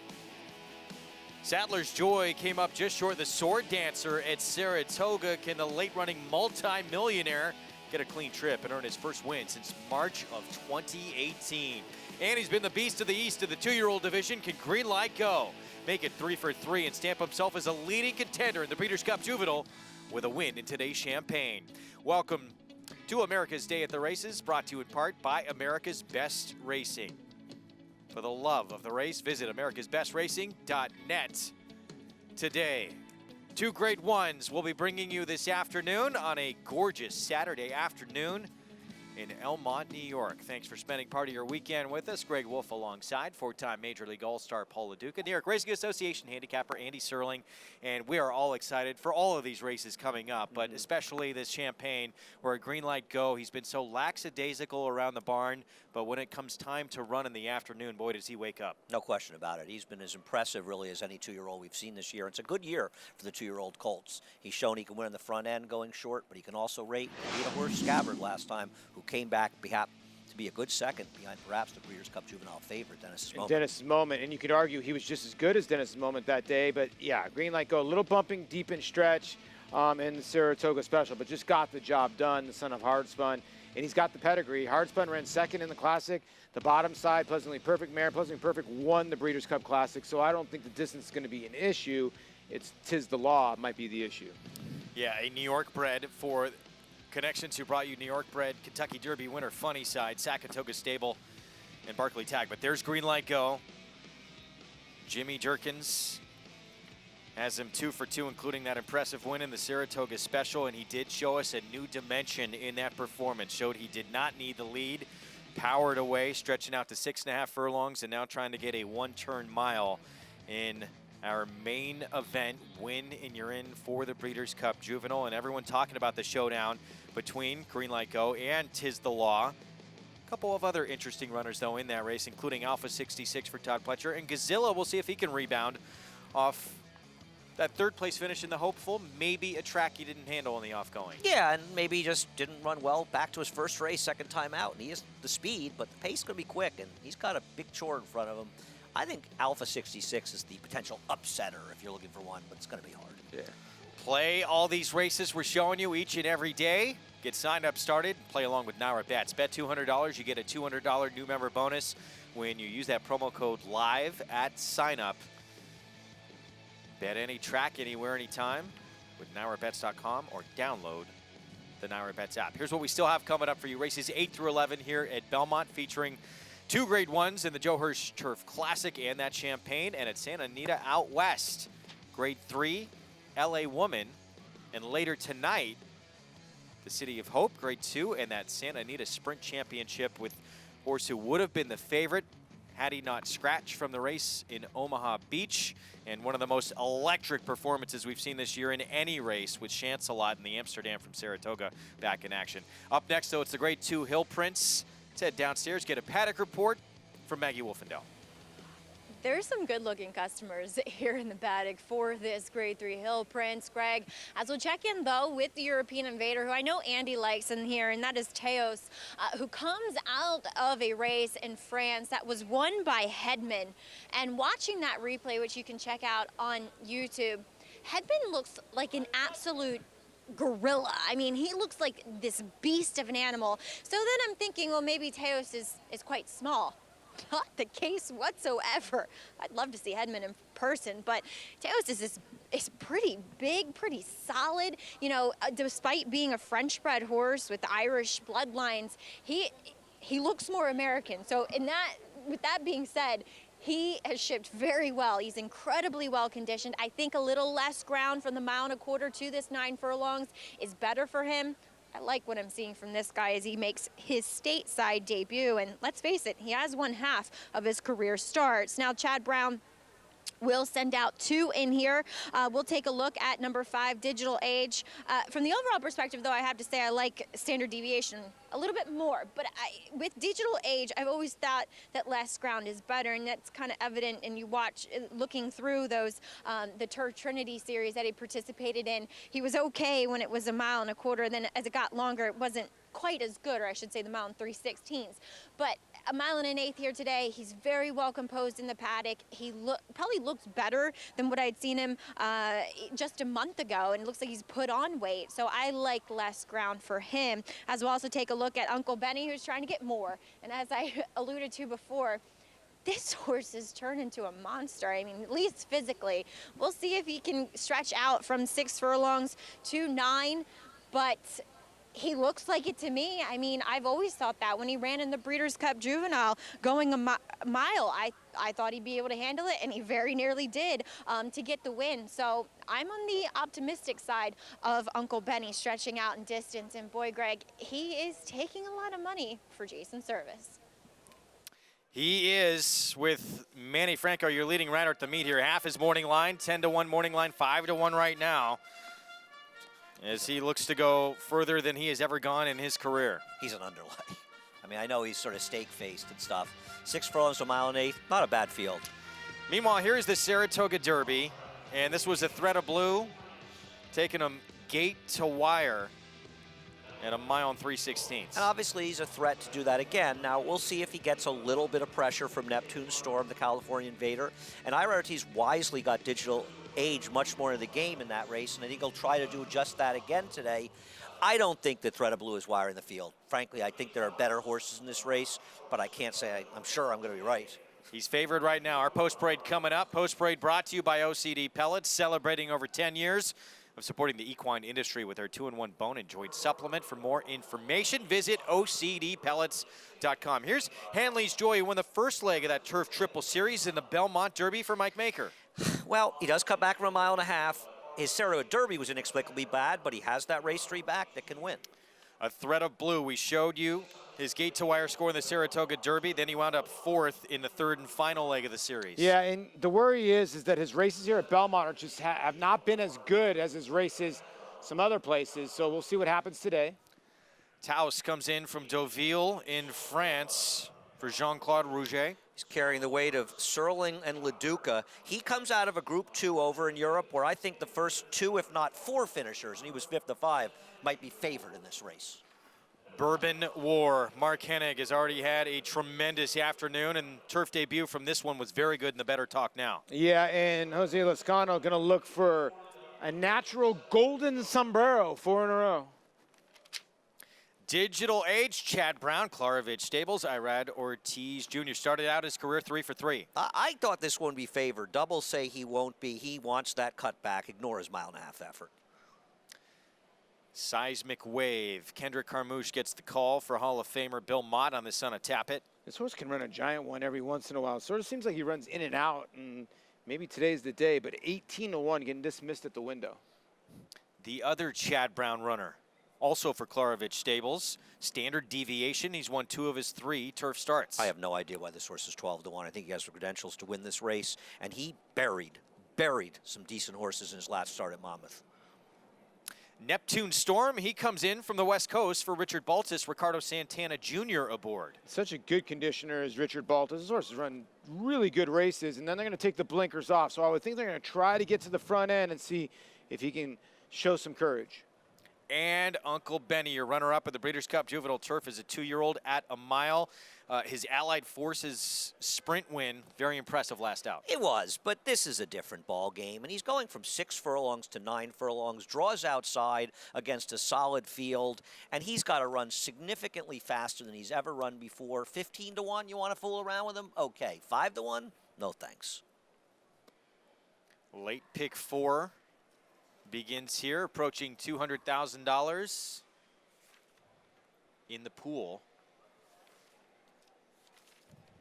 And our favorite remains a thread of blue, but anytime these silks, this trainer, are in a race, you got to look out, and you have to figure, yeah, a mile and a half was just, he didn't want any part of it last Didn't want any part of it. I don't think he wants any part of a mile and 3/16, even though he won that race because he was able to go slow fractions, but the mile is key for him. The 1-turn mile might even help him more, but then Digital Age, that might help the 5. Standing by with a trainer of Digital Age and Standard Deviation. Let's go to Maggie. Greg and Chad is standing here with me as kind of a tale of 2 different horses in this Hill Prince, Chad. One kind of maybe getting a little clash relief and one trying to step up and prove himself between Digital Age and Standard Deviation. Now, Digital Age cuts back a bit in distance. Do you think that's an ideal type of trip for him, that 9 furlongs? Yeah, it is. You know what? I used poor judgment running in that mile-and-a-half race last time, and it was a big purse, and we're trying to participate here in these races, but it just wasn't the right race for him. I should knew that. He's a mile-and-eighth horse, and it should suit him well. Standard Deviation kind of stepping up and trying to get into this scene a bit more as far as greatest stakes are concerned. Yeah, he took a shot in the Belmont Derby earlier in the year, and I don't know if it was just too much for him too soon, or maybe he's not quite a mile-and-a-quarter horse. His pair of mile-and-16th races, albeit they're out of town, I mean, he showed a good closing kick and finished off his race as well. I think this distance will suit him mile-and-eighth, and I think he's an improving horse. Now, Yao Primo coming up in the Joe Hurst Turf Classic. One good effort in the Bowling Green, one not so good effort in the Sword Dancer. What can you say about him heading into this one? Yeah, tale of two races there. They couldn't be more different. You know, his first start, there wasn't much pace in there, and he did have a target, though. He was up close, but he did have a target. I wasn't happy he found himself on the lead. He really wasn't cooperating with the jockey well, and sort of ran off in his race, and, you know, that'll just really do you in going three-turn races. So, you know, we're going to try to get him to settle down a little bit. He probably won't be far away from the pace, but he will have a target. Chad, perhaps we're most all excited about Sister Charlie tomorrow in the Flower Bowl as she's looking to get into the Breeders' Cup once again and win repeat winner. Just talk about her and the campaign that you've brought her along these past few years. Yeah, well, thank you. She's just a remarkable horse. I mean, she's going for a 6th straight Grade 1, which is getting up there with really elite company. So she's a special horse, and we're just so happy to be around her, and she seems to be training better than ever. We love watching her, too. So best of luck with all your runners. Thank you. And, guys, I have to tell the story of why Chad's here, not Keeneland. Well, he has to go to Tattersall to pick up some nice young horses again. A little easier to fly out of JFK than Lexington, Greg. Yeah, he's got some incredible runners at Keeneland today. He's got Uni, Rushing Fall, of course, tomorrow, Dunbar Road. And he did pretty well at the Tattersall sale last time I remember. No, he does okay. Well, 2 years ago, they did. We haven't really seen, I think we've only seen like one of the Peter Brand runners. I don't even know of any of the Klarovich runners they bought. So obviously 2 years ago was good, but maybe these are just taking more time. And he's got quite a day tomorrow, Peter Brandt, for owner Peter Brandt. We talk about Sassas, one of the choices in the ARC. Then he's got here with Sister Charlie, the half-sister, and Dunbar Road at Keeneland. I think he'd settle for 2 out of 3. What do you think? I don't think he'd be happy with that. I think he'd settle for 1 out of 3 right now if they said the one was the arc. And then he'll worry about the other 2. Bourbon War for Mark Hennig. So he gets on the turf for the first time in the Better Talk now against Front Run the Fed, who ran a monster race going longer than he'd ever gone before. But Bourbon War ran big and showed that he might belong on the turf. And there's not supposed to be a problem getting a mile and an eighth here. And I think that's why Front Run the Fed, now there are 2 Klarovich runners in here, is not going because he's more of a miler type. But this was the best race Bourbon War ever ran. And there's a chance that Front Run the Fed is every bit as good as any 3-year-old turf horse in the country. Yep. Bourbon War's a huge player in here. I don't think there's any 2 ways about it. Yeah, and sometimes when horses go from turf to dirt, they might freak for that one time, and then after that, they sort of even out a little bit. When a horse likes the turf, they like the turf. So I think Bourbon War will fire a big shot. Whether he's good enough remains to be seen. But I love that Mark's given him plenty of time, about 5 weeks, perfect timing to bring him right back. Now he gets, Luis Sai is off, but look who he gets. He gets Jose Lezcano, who is hot as can be. Meanwhile, big long shot who Andy likes in here, Taos.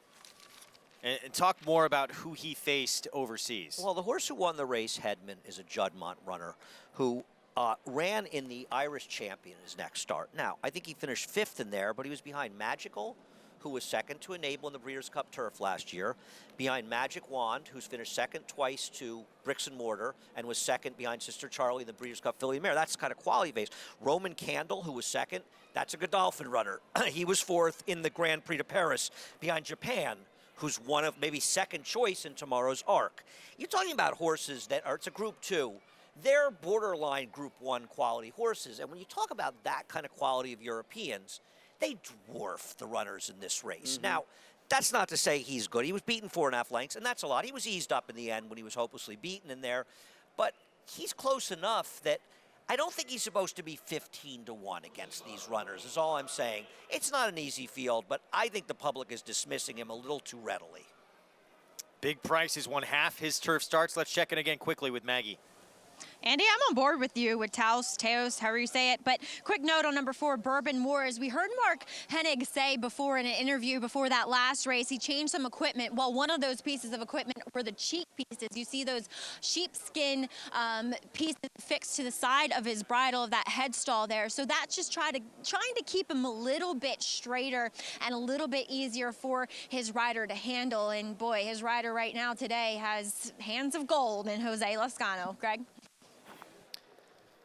I mean, he's always been so good on the turf, but he's just taken his game to a new level, coming off his first ever riding title on the New York circuit back at the Belmont Spring Meet.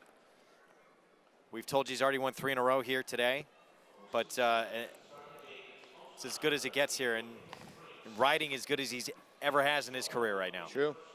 I mean, it really is. And there's the 2, Threadable Blue, continues to be your favorite and will be your pace setter. Why can't he go gate to wire again? 8 of the last 10 times, Greg, he's had the lead coming for home. So they're all going to have to catch that horse right here.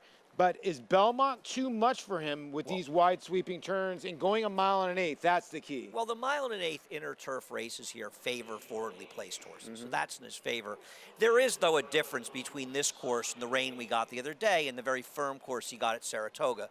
So I think it's a more true test for him. I think he's a bad bet at 3-1, but I may eat my words after the race. I don't like his chances today. Kieran McLaughlin, his trainer, loves the cut back from 1.5 miles. He is your favorite, a Thread of Blue Saratoga Derby winner. As we send it upstairs for the Grade 2 Hill Prince, here's the voice of New York racing for the call, Larry Colmus. Uncle Benny will be last to load here. Goes in. They're all in line. They're off in the Hill Prince. Henley's Joy, a Thread of Blue, Standard Deviation, and Neptune Storm with early speed, and Uncle Benny is right in that group as well. And then Taos moving in between horses into that turn. Steadying on heels there is Digital Age, then Bourbon War and Seismic Wave. So they make their way around this first turn, And it is a thread of blue in front, emerging up top under Luis Saez and onto the backstretch, clear by a length to Neptune Storm through an opening quarter mile in 25.48 seconds. Standard Deviation is third on the outside of Henley's Joy. Uncle Benny is fifth, 5 off the lead and just outside of Taos. Digital Age and Seismic Wave are together, and Bourbon War is now last and racing 10 from the top. Up the backstretch they go. A thread of blue the leader. Neptune Storm 3/4 of a length behind, second by 2. Then Standard Deviation and Henley's Joy together through a 50.92 half mile. Taos follows in fifth down at the hedge. Uncle Benny is next. Then Digital Age, who continues to race hard held at this stage, 7 off the lead. Seismic Wave is beginning to move a bit on the outside, and Bourbon War is the trailer. A thread of blue and Neptune Storm have been 1-2 so far, and now Neptune Storm is edging up a bit closer as they make their way around the turn. The lead is down to a neck. Standard Deviation is 2 lengths off of them. Henley's Joy rides the hedge. Taos behind them. Uncle Benny's Seismic Wave. Digital Age is still held up near the back of the pack with Bourbon War as they come to the top of the stretch. A thread of blue off the turn in front. Neptune Storm 3/4 of a length behind in second. Standard Deviation is third. Then Henley's Joy on the inside. Digital Age has a clear path but too much work to do. Neptune Storm to the front. Neptune Storm has taken the lead and will win by about a length in the end. Standard Deviation was there with a thread of blue and Henley's Joy. Neptune's Storm sitting right behind a thread of blue all the way. Takes over in the stretch. Richard Baltus, Ricardo Santana Jr. This horse really stepped his game up in this race. He had not run well enough in California to beat these horses, but an excellent job by them getting early position, Ricardo Santana, and just grinding it down over thread of blue in a race where the pace was slow and nobody, I mean nobody, gained any ground whatsoever. Yeah, nobody really did. When on the backside, everybody was bottled up and everybody was trying to make a move. The 5 was bottled up. Bourbon War got put way behind horses. So the horses that were forward replaced were just the horses to beat. And when you look at Thread of War, you just felt that he was going to get worn down late in here. I didn't like him. I mean, I'm not shocked he sort of fell apart late. To be fair, Digital Age didn't break, and then he was bumped by the 3. But once you don't break and they're going slow and you're a bit of a closer, you're behind the 8 ball. I mean, Digital Age was the best of the closers, and he could only manage 5th. But these races are merry-go-round races, and in this case, nobody could close.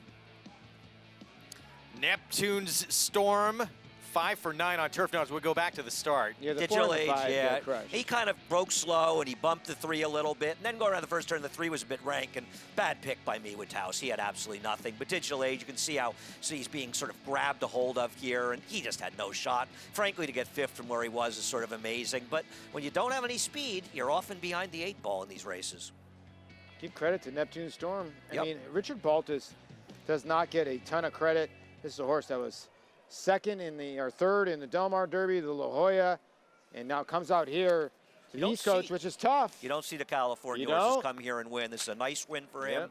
Obviously, Dynamics favored him. Standard Deviation, I think he got up for second late, as both the 1, Henley's Joy, who sat in the pocket, Standard Deviation, were both coming after Thread of Blue in the late stages, who really had absolutely no excuse whatsoever. This 3-year-old turf division, it's been chaos. All the way through in the Trinity Series. First year of that Turf Triple Series. Started off with Henley's Joy, then a Thread of Blue, both big numbers in those 2 races. Second.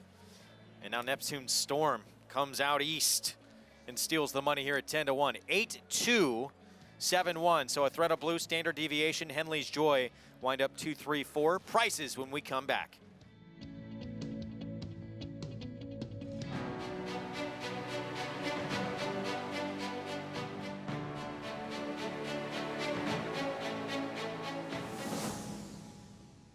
Run Happy is simply super. He polishes off an outstanding campaign with a dominant victory in the Malibu. No medication, no problem.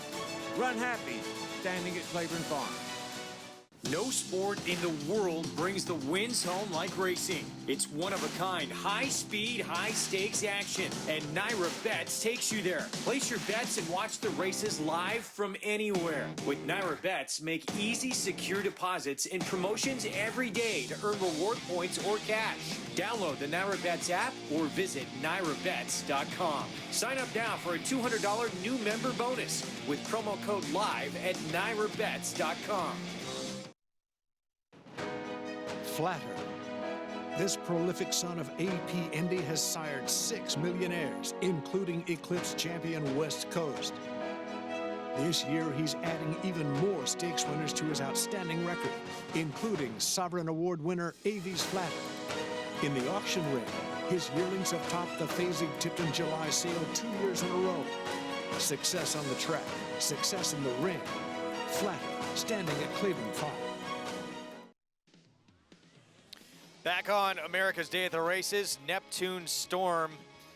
That is an efficient trip east from a horse who was running at Del Mar this summer. Richard Baltus, Ricardo Santana Jr. team up with a horse making the equipment change. Blinkers coming off 5 for 9 on the turf now. Yeah, you really got to give him credit for shipping and winning this race, because California horse, notoriously, people say the California dirt horses are good, but it's tough for their turf horse to come here. Well, Richard Baltus said, I see things differently, and he got rewarded. You know, you risk shipping across the country and looking foolish, and he really looks very smart here. Good win for them.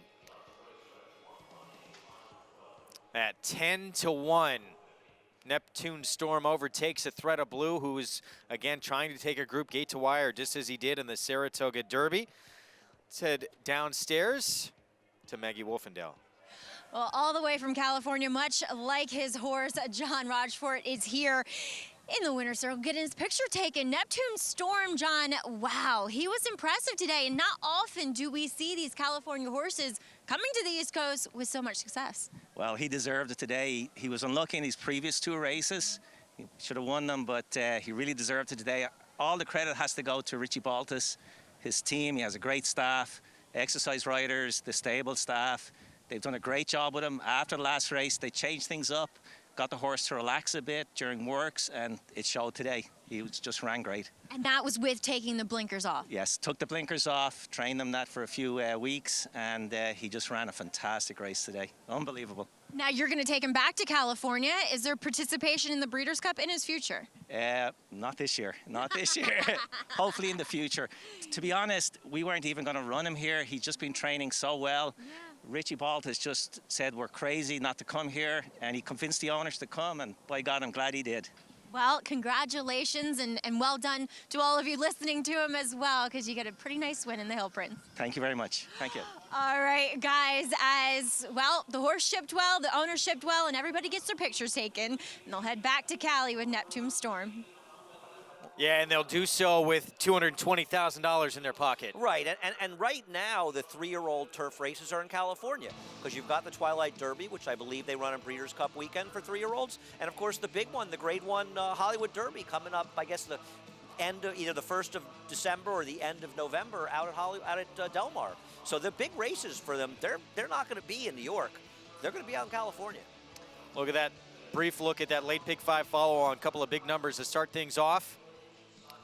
Up next, we get into Grade 1 action in the Joe Hirsch Turf Classic. 1.5 miles on the turf, and named after, of course, the legendary columnist for the Daily Racing Forum, was known for a long time as the Dean of Thoroughbred Racing Riders, founding president of the National Turf Riders Association, won the 1992 Eclipse Award of Merit, and maybe as famous for this was actually the roommate of Joe Namath when he was the Jets rookie quarterback. When Sonny Werblin signed Joe Namath, he wanted to introduce them, and they ended up living together for many, many years, actually. And Joe Hirsch, you won't find a person in racing that doesn't have a good thing to say about Joe Hirsch, somebody that was extraordinarily helpful to young turf riders, especially when they started out in the game, and somebody that truly loved horse racing. And I think it's a real honor that we can name a race for somebody who was such a positive influence in the game.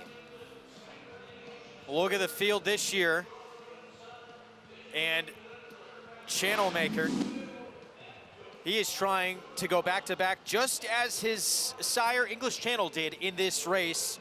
He won this race last year at 5-1. Yeah, now, last year he was able to control on the inside when they had just taken the rails down. There was a decided edge to the inside runners of the course, and I think the softer going really helped his running style. I'm a fan of Channel Maker. It'll be interesting to see. John Velasquez has not ridden him since he was a 2-year-old, and as good as John Velasquez is, I think he would admit, he's a tricky horse to ride. He's probably spent some real time watching the way Joel Rosario's been riding him, but Joel Rosario, of course, is at Keeneland today. Yeah, he's a horse that has to be timed completely perfect, and he'll sometimes stick his heels in the ground when he sees open light in front of him. So sometimes those kind of horses you put on the front end, and that's what happened that day. When he won the Man of War, he had a rabbit out there, so he sort of like was almost on the front end by himself and was able to run that horse down. That was a great ride by Joel that day. I just don't know if he can get it done today. Grade 1.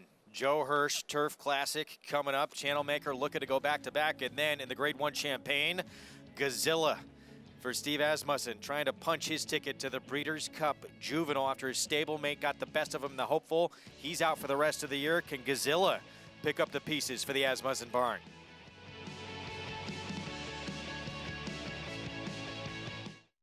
What could be better than standing one Triple Crown winner?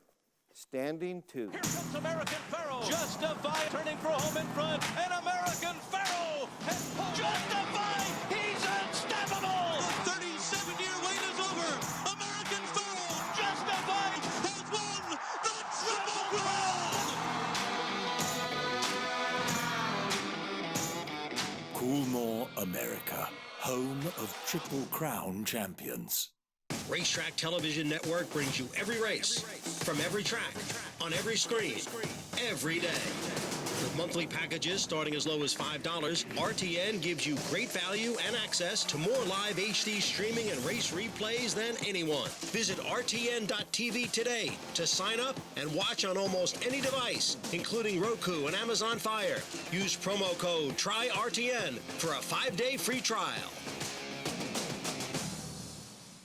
You know, I think Run Happy has a lot of things going for him. Obviously, he's been very respected, and to, you know, to give people further incentive to buy them for where they can take an offspring, run it, and if they win, they're going to get a $100,000 bonus for each Run Happy they have. You know, it's another selling point from our perspective that really helps us promote the horses that we're representing and we're selling. Run Happy, standing at Claiborne Farm. No sport in the world brings the wins home like racing. It's one-of-a-kind, high-speed, high-stakes action, and Naira Bets takes you there. Place your bets and watch the races live from anywhere. With Naira Bets, make easy, secure deposits and promotions every day to earn reward points or cash. Download the Naira Bets app or visit NairaBets.com. Sign up now for a $200 new member bonus with promo code LIVE at NairaBets.com. Back on America's Day at the Races. And coming up later tonight, a big showdown in the sprint division with the Santa Anita Sprint Championship. We will have live coverage from out on the West Coast at 7 Eastern time. As horse who would have been your favorite in the Kentucky Derby, if not for that entrapped Epiglottis, Omaha Beach, 8 to 5 on the morning line. But he has got to deal with Chance-a-Lot in this race. But he has been training so sharp at 6 furlongs coming in. His Hall of Fame trainer, Richard Mandela, thinks he's ready for this challenge. Well, yeah, he's going to have to be. He better be. Yeah, he better be. I mean, this is when he had his coming out party a while before on a sloppy racetrack. But I think a lot of people thought, okay, he's a sloppy racetrack wonder because he had a lot of seconds. But he came back, he won the Rebel, won the Arkansas Derby, and he beat some good horses. Game winner, Improbable, Country House, your Kentucky Derby winner who got put up, obviously. But now he's going to cut back to 6 furlongs. And like you said, been working great guns in the morning. And I've said this from the beginning. Papa Mandela would not put this horse with not a chance to win. But it's going to be a tall order to beat a colt like this, Chance-a-Lot. Yeah, this is a horse who put in a performance that I think anyone who was there that day is going to remember this for the rest of their lives. That's the kind of performance this was for Chancelot in the Amsterdam. No, I agree. This might have been the best performance in the entire Saratoga meeting. It was dazzling. And for whatever reason, it's almost like the Connections didn't trust their horse in the Allen Jerkins. And instead of opening up the way they did in the Amsterdam, they nursed him along. They dropped down to a dead rail. And I just think it took away his weapon. His weapon is that he's too fast for horses to keep up with him early. Let this sucker roll. And I'll tell you what, he breaks cleanly and they let him roll.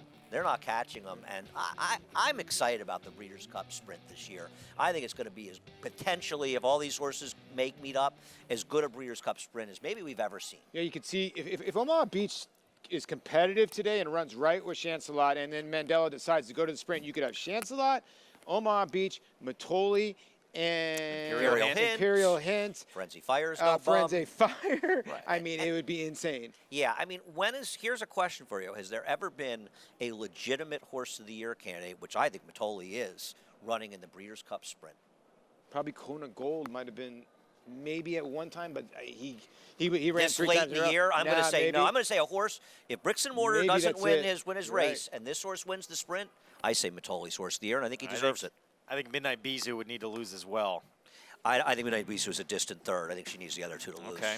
Never ran out of her division. She never ran against the boys. It's a second chance turf double today with two huge turf stakes that are part of the Breeders' Cup Win and You're In series. Bet $20 to win in the upcoming Joe Hirsch Turf Classic at Belmont or the Shadwell Turf Mile. Keeneland, get your $20 back if you finish second. Now our bets customers can participate in both cashbacks. As I say, Paulie, what are we doing here? Let's get to work. Thanks a lot, Wolfie. Since I've run second the last couple of races, I really appreciate that. You read that promo a little bit late for me. As you look at your favorite right now, Sadler's Joy. And listen, here's the Sword Dancer, and he got beat by Annals the Time. Now, Annals the Time has gone to the sideline since, but there's no doubting the talent that he has. And it was just a really good effort. I'm sorry, this is Channel Cat, if I'm not mistaken, right? No, that's Sadler's Joy's in front. Annals, Sadler's Joy's making the move between horse with Annals on the outside. He ran very well because he made an earlier move than he normally does. I think to try to get a jump on Annals of Time. I think the horse that ran best of all though was Channel Maker, because of the horses that were involved in the pace, he ran far and away the best race. Compare his finish to the finish of Yo Primo, who's on the pace with him. And to me, pace makes the race. And I think Channel Maker was involved in what was a very quick and demanding pace. And today, he should be stalking a fairly moderate pace. Yeah, and I mean, Jose Lezcano did a great job of getting Sadler's Joy more involved early on in the race, and that made a big difference because he finds trouble when he's so far back. He does, but he's also a tricky horse to ride because normally he only has that quick burst. And I think Javier Castellano learned it, I think it was the Manhattan a couple years ago when he moved too soon with him, and it cost him the race. So I thought he ran exceptionally well considering how early he did move. So Luis Saez, he could not hang on, tried to go gate to wire on a thread of blue back in the Hill Prince. That's going to be the same tactics you would think here on Channel Cat. He was able to do that in the Bowling Green. No, the long shot's going to lead cross border, right? I would think so, He has to be yeah. in front, Channel Cat 100%. Channel Cat can rate, and that's not You don't going to think be Channel Cat's going to be forwardly placed? Oh, I think he'll be. I think he'll be forward. I think he'll be Second sitting or third or third? fourth. Yeah. Yeah. I mean, I guess it depends what they do with Yo Primo, right? I mean, I guess they're going to be more inclined to take him back, but I don't know. It's hard to say. I mean, is Channel Cat really that fast, or did Luis Saez just take advantage of everybody else falling asleep 2 starts ago? The 2 best efforts that Channel Makers run, if you look at Channel Makers' best efforts, look at them. Second, first, second, right on the pace. So I would think it's Cross Border and Channel Maker right on his back with Channel Cat, but I think Johnny V is going to make Channel Maker go from the outside. There's the old veteran, the 6-year-old Sadler's Joy. He's the 9-5 favorite as we head downstairs to Maggie Wolfendale. And Greg, I want to check in with a horse who, well, he has one good effort and one bad effort, at least in this country, and that's Ya Primo, who we checked in with Chad Brown about earlier, and he said the ideal situation with this horse is for him to have a target. He got a little bit free in regards to that 1.5 mile Sword Dancer, as I'll have to go the 1.5 miles again, but he's certainly a horse that is successful at the distance. He looks like that type of distance horse, and he looks fantastic here. So I feel as though if he gets the right ride / setup today, he could be right there at the end, because there's a reason why Chad continues to put him in these grade 1s. He must be doing well, and he shows it here in the paddock, as we'll check in with your favorite. That's number 6, Sadler's Joy. Certainly the venerable veteran, son of Kitten's Joy here in the paddock for Tom Albatrani, looking for his second stakes win on the card. And yeah, maybe going back to July, just needed a race. He didn't look that fit. And then he comes back and he runs huge in the Sword Dancer, and he looks super fit here once again. 3rd start off the layoff, and a lot of times that's when you see horses doing their best running, and well, he's feeling pretty good, as you can tell here in the paddock. And 2, that's every indication that his connections have given me and everyone else as far as him training in the morning. So, woo, sassy. You just kicked out there. Watch it, cameraman. So we'll check in, though, with number 7. That's Channel Maker, the defending champ of this race, this Turf Classic. He looks super. Absolutely fantastic. And sometimes he's a horse that I can be critical of, but it feels like that this time of the year is when he looks best and when he does his best running. So I think Channel Maker is a very viable option in here, as Andy was alluding to, Greg. Maggie, thanks. Channel Maker looking to go back-to-back. He won this race last year on a soft turf course. Today I'll try and get it done over the firm going. Go back-to-back just like his dad did, English Channel. Coming up next, the first of 2 Grade 1s on the card, the Joe Hirsch Turf Classic.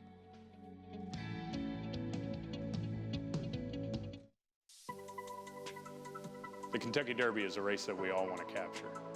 But what he did in the Florida Derby, that got me dreaming. But inside the 16th pole, the 2017 Florida Derby to Todd Pletcher, and always dreaming. They won it by 4 in the end. Anytime you ever would go to see him in his breezes or in his races, you knew that he was the real deal. You really would get excited about what he was going to do for the future. I'm Jacob West, and this season, I'm always dreaming. It's America's original sport, and no one covers it better than americasbestracing.net. From the sport to the lifestyle, the best races, horses, and destination venues, cocktails, gambling, fashion, and more. americasbestracing.net is a sport for you. Live it, love it, bet it.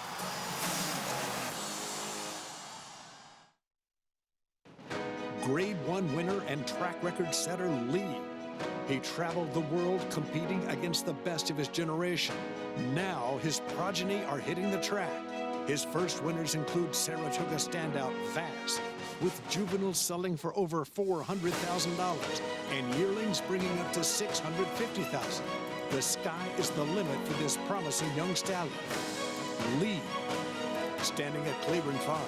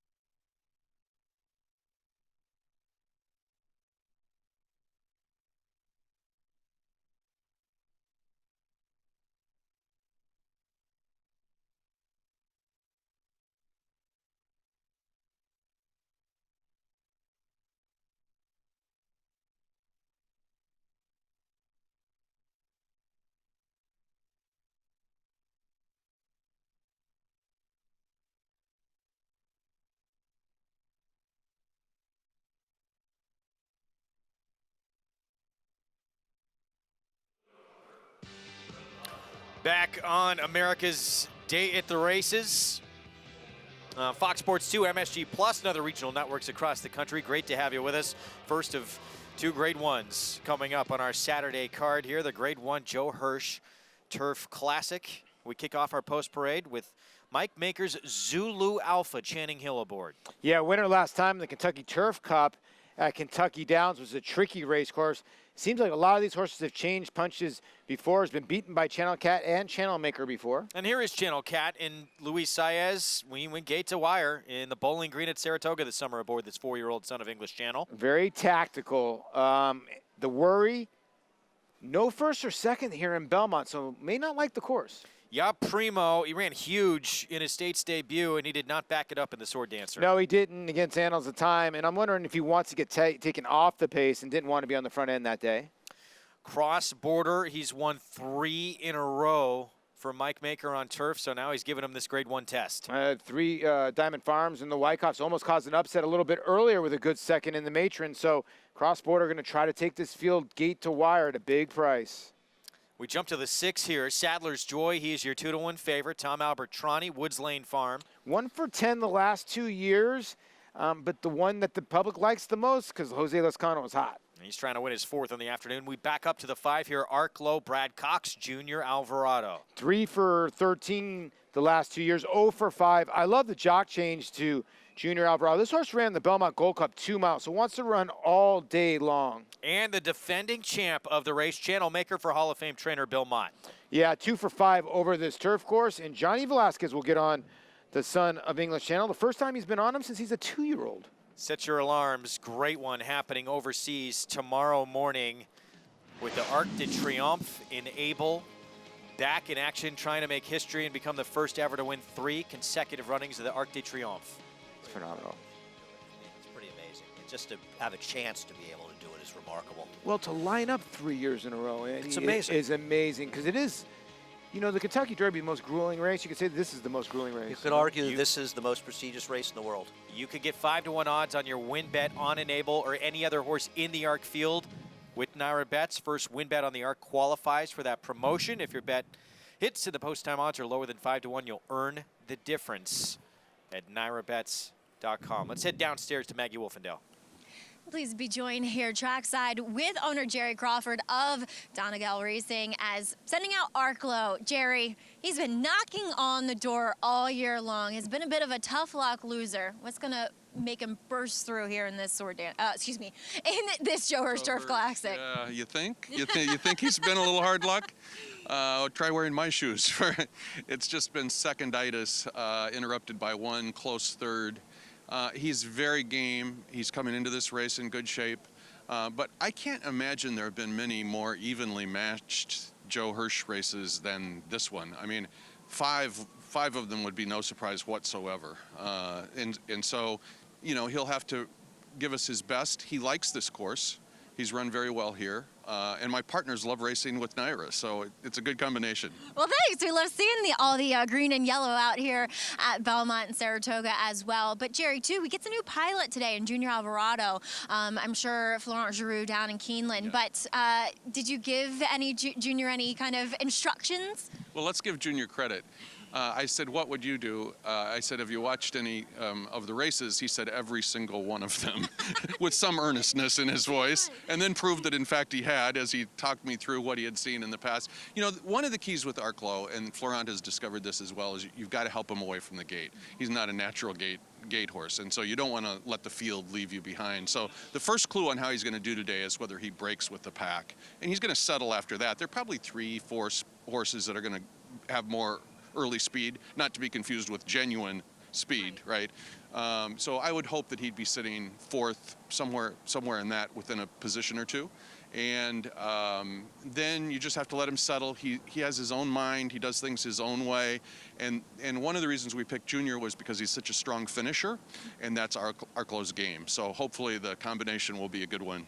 Well, wishing you the best of luck. Thanks for joining us here, and we'll see if Arklow can get the win here in 2019. All right, we're ready. I'm sure it's been a long time between visits to the winner's circle for Arklow, guys. But don't forget also, as I remember seeing Jerry down in Kentucky, this guy 4th in the Breeders' Cup Turf last year. So obviously that's on the back of their minds as well. It was 53-1 against Enable, who we're going to see running in the Arc tomorrow morning. 9-2 on Arklow, trying to get his first win here of his 5-year-old campaign. Yeah, and his 5-year-old campaign started off badly when he lost a rider. But ever since then, it's been right there behind Channel Maker, behind Channel Cat, behind Zulu Alpha. Here's the Turf Cup.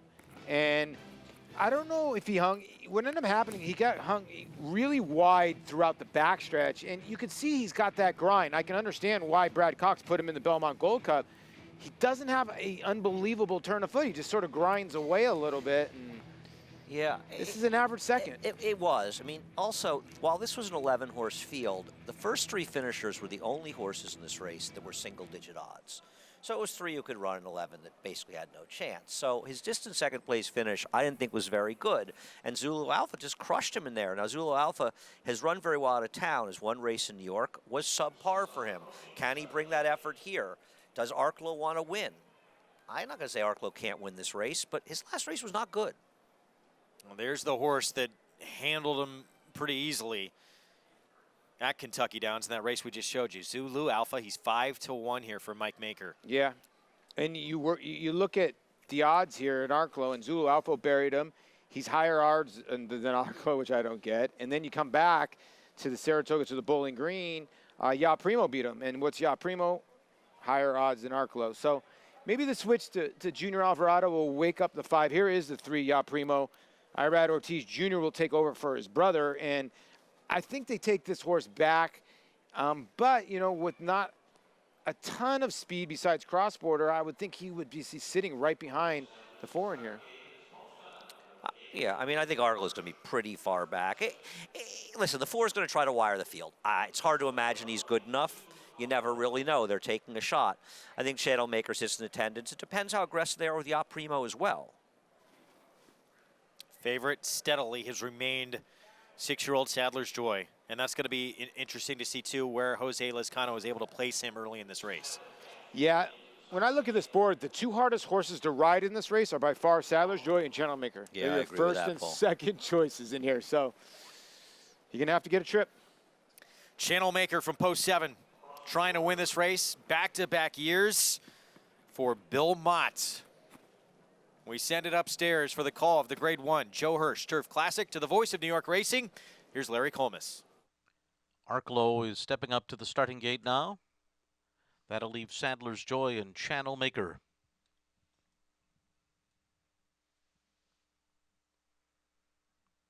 Sadler's Joy goes in. Channel Maker up to the outside stall, steps forward and in. And they're all in line.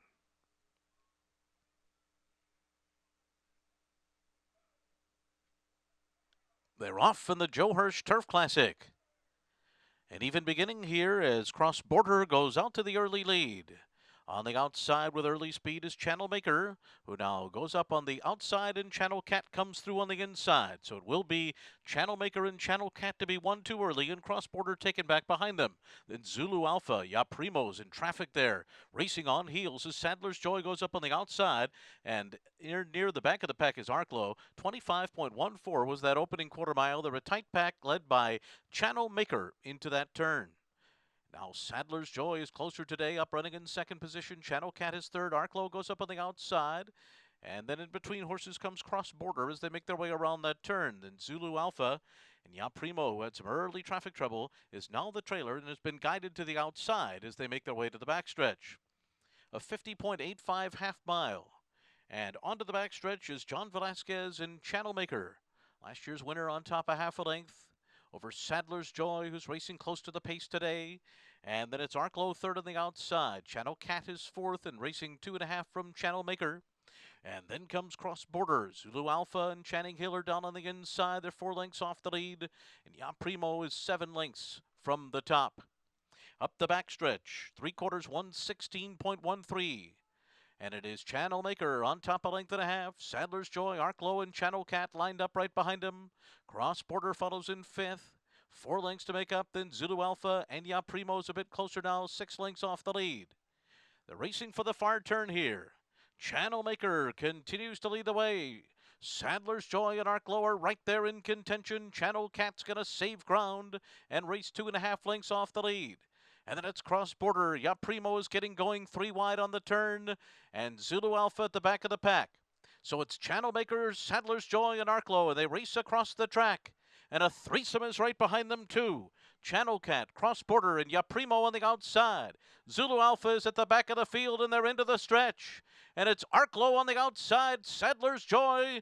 Channel Maker tries to battle on. Channel Cat is coming. Cross Border's running a big one on the outside. Zulu Alpha down the center. Then Yaprimo. 16th to go. Channel Maker, Sadler's Joy, and Arklow. Arklow on the outside. Sadler's Joy, Channel Maker. It's Arklow in the Joe Hirsch Turf Classic. Getting up in the last strides over Channel Maker and Sadler's Joy. Arklow finally breaks through here in his 5-year-old campaign and the 6th start of the year for him. Yeah, good job here by Junior Alvarado. And listen, what ended up happening here is Junior was like, you know what? I'm not going to save ground. I have a horse that can grind for 2 miles. Let's stay close to the pace and try to wear him down. He was 3 wide the whole way, Andy. Yeah, this might have been the epitome of the most ridiculous running of a dynamics race I've ever seen. And give Arklow credit, as you say. He was 3 wide, taken out of his game, as was Sadler's Joy, taken out of his game. Give credit those riders. They saw the foolishness ahead of them, and they took 2 dead closers and put them on the lead. Channel Maker, no excuse not to get it done. He's the one who's comfortable on the front end, the slow pace, and he just couldn't hold off the horse that was taken out of his game. What the connections of the 4, now I don't know who had the game plan to rate the lone speed, and when Manny Franco rated Cross Border, and I don't know if it was him or the connections that wanted to do that, it just completely changed the dynamic of the race, and it's just an oddly run race. And I'll show you how best the 5 is. Watch the 4, what he does to the 5. Now watch, he's going to the front end, and Manuel Franco decides, you know what, I'm going to grab a hold because the 7's, I don't know why, but watch what happens here. Because watch what he does. Now he's going to get squeezed out of here. He's going to back up, and he's going to wipe out a couple horses here, and one of them is the 5, because watch the 5 gets to the outside of him. So I'm going to show you how much best Arklow is, because watch right here when Manny grabs a hold of the 4, he lugs out and wipes out the 5 on the turn. Watch right here. You're going to see it, and he wipes him out and takes him about, what, right there. He takes him inside, swipes him. Maybe 4 wide. But yeah, about 4 wide, and you still win the race. I'm going to say that Ya Primo is a perfect example of the foolishness of having a game plan before the race. He was involved in too quick a pace last time, so they dragged him back to last, way last, in a crawling pace today, and he didn't even run that badly. I mean, getting your position going forward and allowing the races to develop more naturally give your horses their best chance. Now, I credit, as you say, Junior Alvarado, taking advantage of it. As you say, he was wide and forced out a little bit by the 4 in the first turn. I'm going to credit Jose Lezcano for taking a dead closer and sensing the slow pace, because if they hadn't gone, Channel Maker would never have lost this race. They're the only chance they had, even if they lost, was to do what they did. So win or lose, both Junior Alvarado and Jose Lezcano gave their horses their best chance. Arklow, your winner of the Grade 1 Joe Hirsch Turf Classic, his first win this year in 6 tries. Junior Alvarado taking over for Florent Giroux. And as we heard, he did his homework on this horse, and it pays off. Arklow, your winner. We'll be back with the champagne next.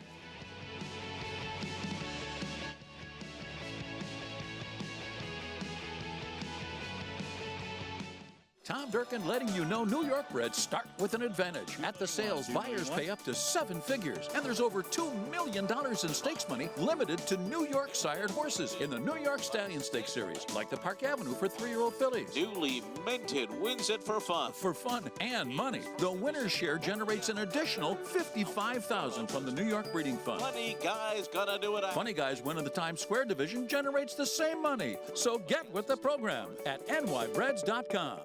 No sport in the world brings the wins home like racing. It's one-of-a-kind, high-speed, high-stakes action, and Naira Bets takes you there. Place your bets and watch the races live from anywhere. With Naira Bets, make easy, secure deposits and promotions every day to earn reward points or cash. Download the Naira Bets app or visit NairaBets.com. Sign up now for a $200 new member bonus with promo code LIVE at NairaBets.com.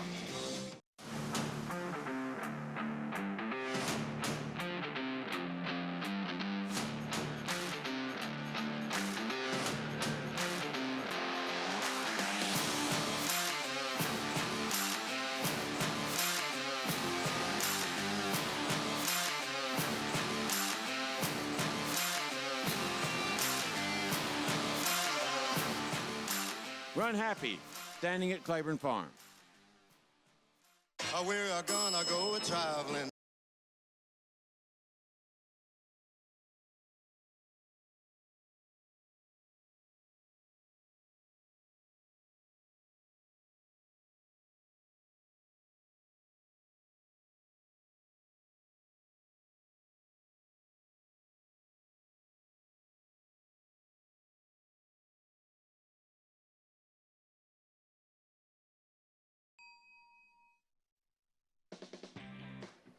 Back on America's Day at the Races. And what a day for Arklow and Junior Alvarado filling in for Florent Giroux and getting this horse a Grade 1 win. Yeah, congratulations to Donegal Racing. You see Jerry Crawford leading the horse in, but Junior did such a great job because he knew this horse had the 2 miles underneath him and can run all day. And he said, you know what, let me stay out of trouble, stay close to the pace. And like Andy said, no one wanted the lead, and you got 2 closers on the front end, and he just outlasted the 2 class horses, Channel Maker and Sadler's Joy. But Arklow, Arch out of an Empire Maker mare, Junior Alvarado in the iron. And what a great couple of months it's been for Junior Alvarado as well, as we head downstairs to Maggie Wolfendale. And getting another Grade 1 here aboard Arklow, and Jerry Crawford standing by too. He had said, Junior, that you did your homework on this horse, and boy, did you did. A weird development as far as the race pace was concerned, though, out there. Yeah, you know, like actually I talked to Jerry, you know, when we were in the paddock, and I say, you know, yeah, I'm gonna help him out of there. And then supposedly it looks like 3 horses with kind of speed in the race. And I say, you know, probably we'll be sitting 4, you know, just how close, I don't know, it will just depend on the pace. And, you know, coming to the wire the first time, I'm sensing, I mean, this is a funny pace. I saw a lot of grabbing. I'm like, you know what, I rather maybe lose a little ground right here, but don't get in his way and be in a contention position where I can really, you know, get a good piece of it at the end. Now, you did have to kind of pick him up and throw him down. He's a big horse. It takes a lot of strength to kind of will him to the wire. Yeah, definitely. You know, he was dragging me there, but when it's time to go, you know, then he needs the help, you know, to get him going, you know, but he's a try, you know, you can feel, you know, as soon as we turn for home, you know, he's still, you know, digging in, you know, putting his head, trying to get his head in front of it, and that's what he did, you know, from the 8-pole to the wire was pretty much him. Junior, this has to feel good with the win rolling into the Champagne aboard Green Light Go, the likely favorite. Definitely, you know, it was a little kind of upset, like, you know, I ran a lot of good horses through the day, you know, and, you know, it wasn't just working out until just now, and like I said, just take a huge weight on my back already. I bet you're wearing a big smile. Congratulations, Junior. Thanks, Maggie. All right, guys, Arklow, he finally gets the win, and it's the Grade 1 Joe Hurst Turf Classic. That's poetic.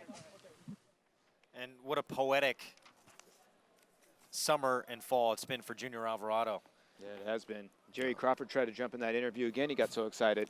But Could yeah, have been taken off preservationist after what happened in the Whitney. Connection stuck with him. And gave that horse maybe the best ride at Saratoga that we saw. I mean, that was a masterful ride. By the way, if you're alive in this late pick 5 follow along, wow, you're alive for balloons, because Sonneman was a horse that actually was your morning line favorite but didn't get bet. Neptune's Storm's going to pay bigger than that. Arklow's going to pay bigger than that. And I think a lot of people need Green Light Go or Tis the Law. And right now the money is going to the Jimmy Jerkins runner. Grade 1 win and you're in for the Breeders' Cup Juvenile. Also 10 qualifying points to get in that starting gate for the 2020 Kentucky Derby. And Green Light Go, it's been sensational first 2 starts of his career. Look, he was still a little bit green as well in that Saratoga Special when he powered away to win. He bumped with Scabbard a little bit. Didn't affect him at all. But it looks like the further may even be the better for him. Doesn't feel like it's supposed to be a problem in here. The question is competition. How good is Tis the Law? Yeah. Is he ready to come back to that last race? It's going to be a heck of a horse race. No, it is, because when you look at Scabbard came back to run at Kentucky Downs, at Churchill, and ran probably right now, if we were going to run the juvenile, Dale Romans' this horse, Dennis Moment, probably would be your favorite besides Green Light Go. So what about the California horse of Baffert? Yeah, that other horse for Baffert. Eight rings. 8 rings. So, but Green Light Go was able to handle Scabbard, and Scabbard's a real horse. So we'll see how good Tis the Law is, because that race was dynamite first time out. Who's the best of the East? This race should decide that as we take a look at the Breeders' Cup win and you're in schedule. And right here, punch your ticket to the Juvenile tomorrow. 3 more tickets on the line, and we'll bring them all to you with the Flower Bowl for set futurity. But first things first, Grade 1 Champagne. And green light go, 'tis the law, but some other very intriguing runners as well. But there's green light go for Jimmy Jerkin, son of Hardspun and Stronach Stables. We'll have it for you when we come back.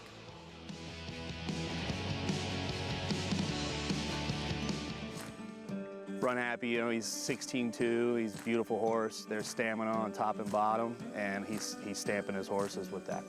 I think they look big and fast, and like horses that'll go on and run a distance as well as short. He was a fantastic racehorse. If he passes on his ability as a racehorse, I think he's a slam dunk to be a great sire. Very athletic looking and beautiful bodied horse as well. Run Happy, standing at Claiborne Farm.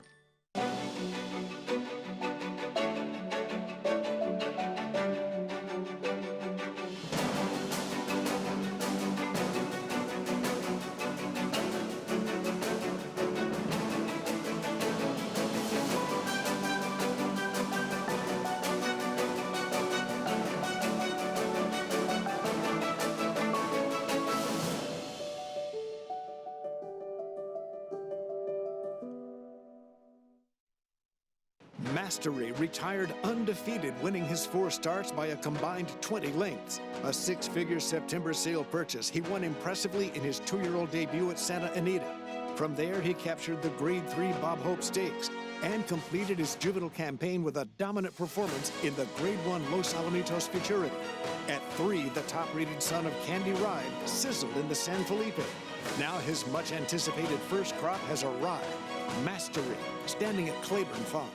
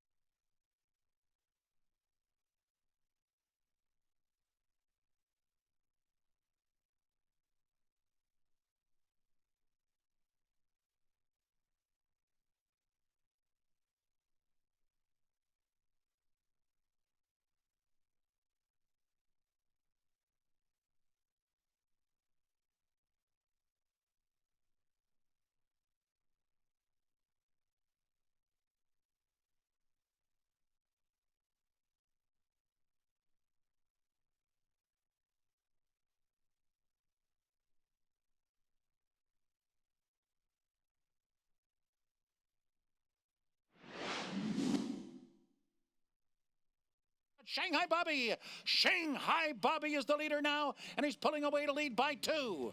Golden Sense is in an all-out drive. He's second. Fortify is third. Not today for Arch Warrior and Micromanage as they come down to the finish. It will go to Shanghai Bobby.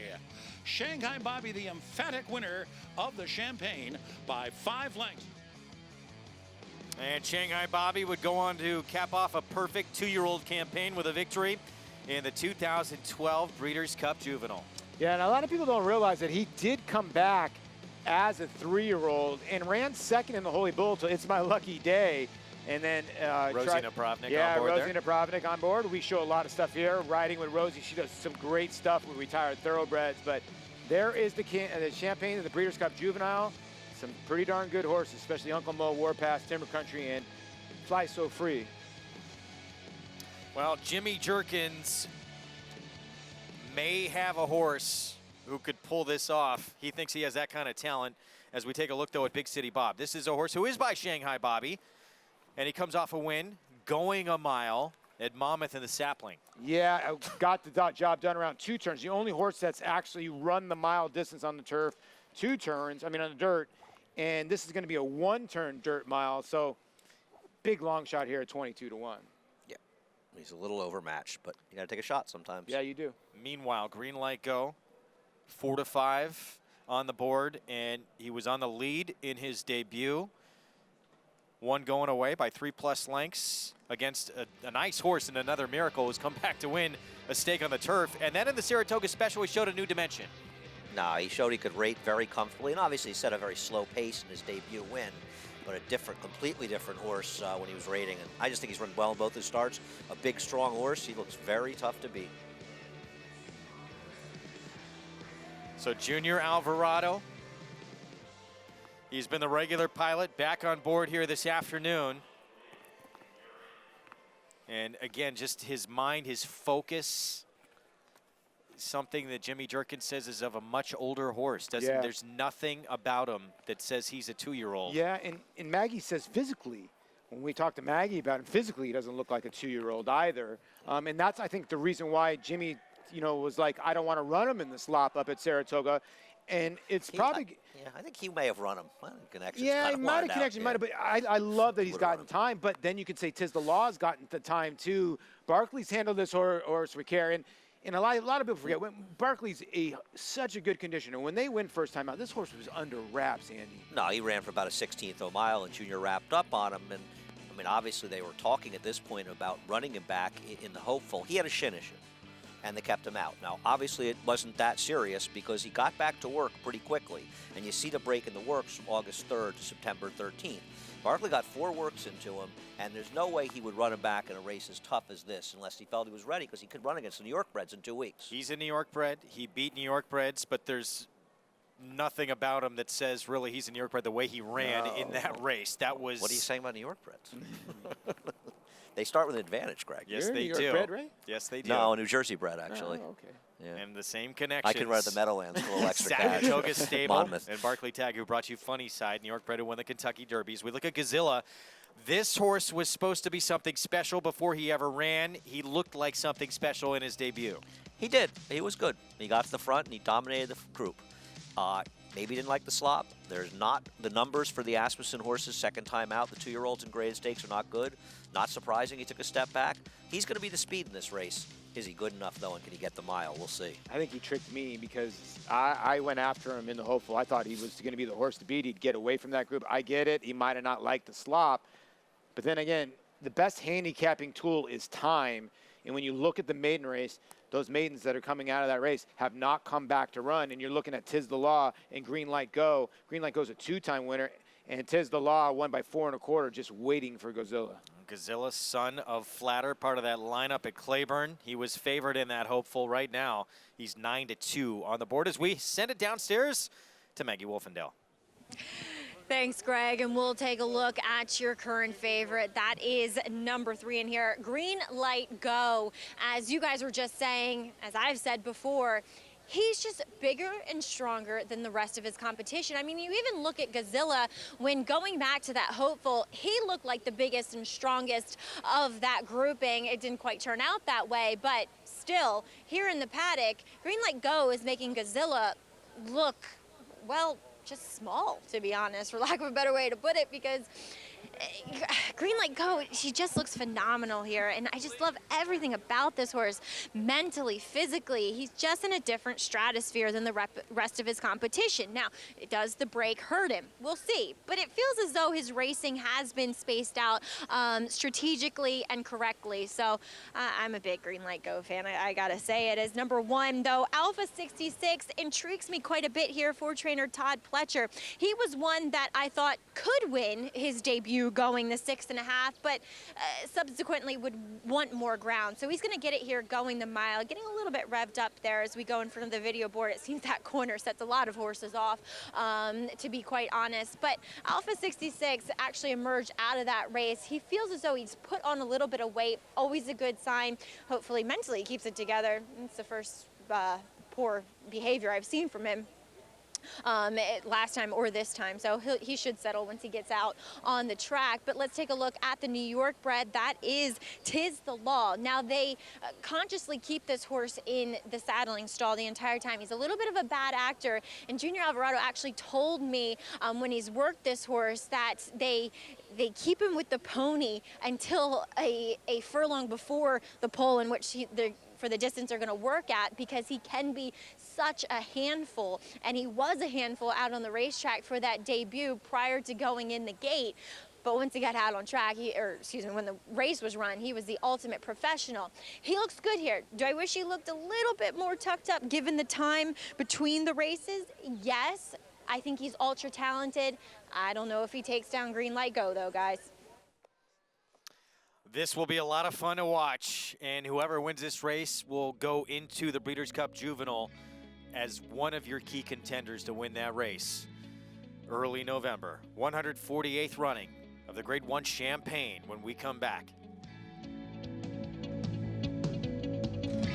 Practical Joke was all business. He won the home. Practical Joke always showed a lot of ability. He showed a lot of heart, a lot of determination. Right from the first breeze, he identified himself as one of the best in his crop. Practical Joke down to the wire, the Champagne.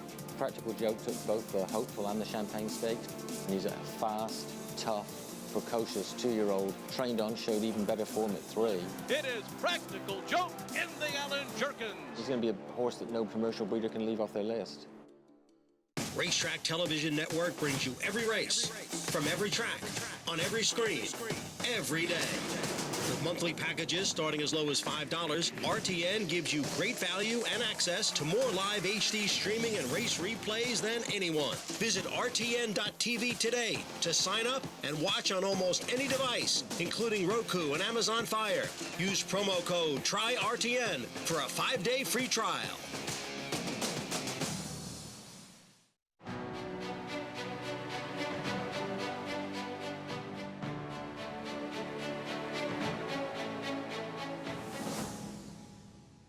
Run Happy is simply super.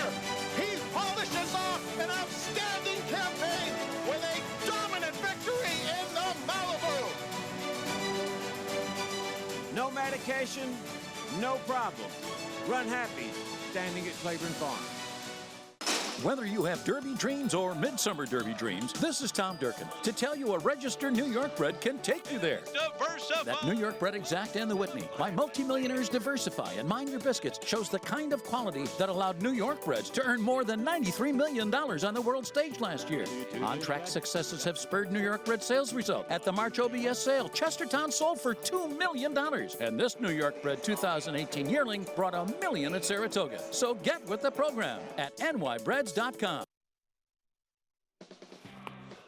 Back on America's Day at the Races, and more Grade 1 action coming up. You can play all the action with Naira Bets. Get a new member bonus of $200 when you get signed up and started. Use that promo code LIVE at sign up. Bet any track, anywhere, anytime with NairaBets.com. Here comes our field for the Grade 1 Champagne. $500,000 person here is Alpha 66 for trainer Todd Pletcher, owned by Paul Pompa Jr. He's in a very tough spot today, but his debut was a solid effort behind a slow pace and a wide trip with a good rail. He's okay, but is he good enough to beat these? Jack Sisterson sending out a maiden Truculent who will put blinkers on today and goes turf to dirt. I guess it's going to be an early factor with Godzilla. I don't know if quick enough to go with that horse, but we'll see at 57-1. Wow.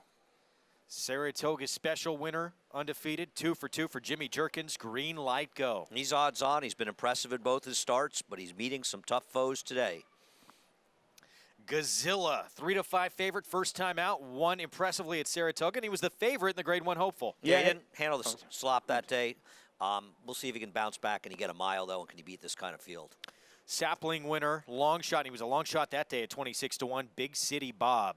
Yeah, the first start this horse had some trouble, but then won around 2 turns. I get it 22-1, but if you want to try to get a horse maybe for third in the try, maybe try to get this horse in there. And if this horse wins, break out that yellow school bus again for Saratoga Stable. 'Tis the law. Barkley Tag, the connection's a funny side. I think that he's a good bet at 5-2 right now. I'm surprised there's that big a price differential. This horse was maybe the most impressive 2-year-old colt we saw all year at Saratoga. Let's send it downstairs to Maggie Wolfendale for more. Please be joined here with owner Jack Knowlton of Saratoga Stable and sending out 'Tis the Law. Jack, you've been here before with a pretty talented New York bred. It's been a couple years, but it's got to be exciting to be in this position. It's been a lot of years, obviously, but you know, we're excited.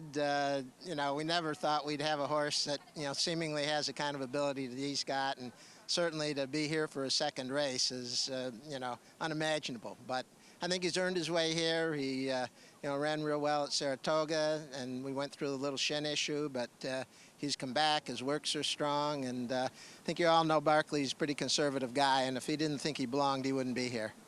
Yes, we do know that, and obviously we're talking about Funny Side, New York bred, who won the Kentucky Derby and many other races, to name a few. But Jack, I mean, for a horse like him to win how he did up in Saratoga, and the second place finishers come back and become a stakes winner as well.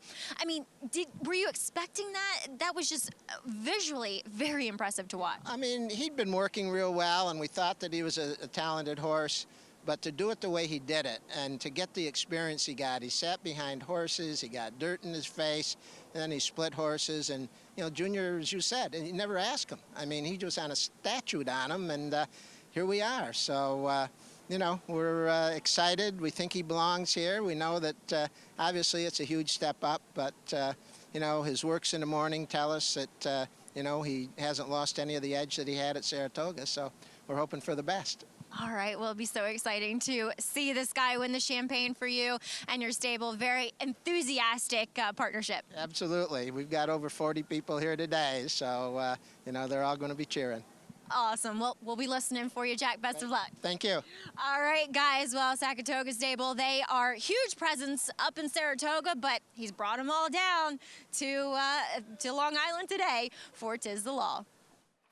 Sackett's Harbor in the house with Saratoga Stable, 5-2 on 'Tis the Law, and that debut effort from the Son of Constitution was something else. No, I agree. You know, you look at the history of the Champagne, there's so many great horses. I can remember watching Seattle Slew win this race, the Great Devil's Bag winning this race, Secretariat won this race, Warpass had that big win before the Breeders' Cup, and I'm not mentioning it in the breath with those horses, but this is a race that is riddled with some of the great horses of all time. Well, I saw a story written earlier today, and Jimmy Jerkins, his late father, the great Alan Jerkins, came back to the house, jaw open, saying, well, what's the matter?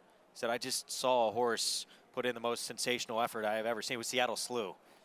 Yeah, it was in just his third start, I think. I believe he won a race between, he won, I think his maiden, maybe right the first day or so back from Saratoga. I think it was his third. I remember watching the old Channel 9, the Frank Wright show. I remember watching it as a kid and then being excited by him, and what a racehorse he was. Well, here's Alpha 66. Todd Pletcher, he also has, at about the same time, Gouverneur Morris running in the 2-year-old stake at Keeneland coming up. But Alpha 66, he won first time out. He was an even money favorite, son of Liam's Map.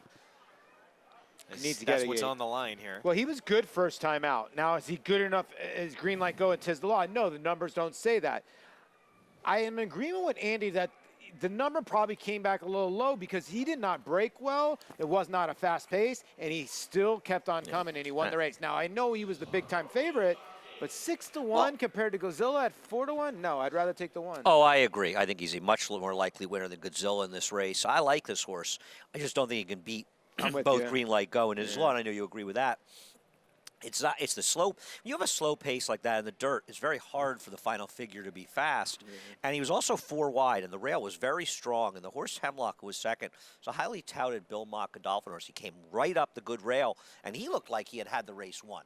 And this horse really fought back wide to get it done. I'm very impressed with Alpha 66. It's just he's in a particularly tough race. No, he is. And they were 8 lengths back to the third-place finisher. So I think the first 2 finishers in that race are very good. But Andy makes a great point. Is Green Light Go and 'Tis the Law just ahead of him right now? You know what I mean? They may just be better horses, but this is the kind of horse that, you know, if he doesn't run particularly well and they don't go to the Breeders' Cup with him, you can run a race like the Nashua and point to the Remsen, you know, on Scar Mile Day. So there are good races for him going forward, and I think he's going to prove to be a nice horse going forward. 3-5 now. Ooh. Did you think that? On Green Light Go, and there he is in the back of your screen. I don't agree with this. I think it's way too big a discrepancy between the odds and the 3 and the 7 in this race. If the 7 shows up, as good as Green Light Go is, he better be ready to roll. Obviously, the public thinks that, huh? That is surprising. I thought they're very close in the doubles, so I won't be surprised if you see a real late flash and they go up to like 4-5 or even money and 9-5 or so and 8-5. Don't be surprised if late money pours in on the 7. There he is, Green Light Go, Saratoga special winner, trying to punch his ticket to the Breeders' Cup Juveniles. We send it upstairs to the voice of horse racing's Triple Crown for the call. Here's Larry Colmus. Godzilla takes his spot in the starting gate. Big City Bob comes forward. And 'Tis the Law will be last to load.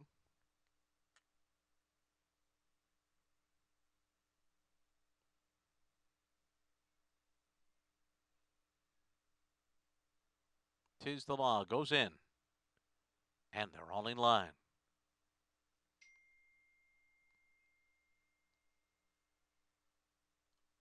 They're off in the Champagne.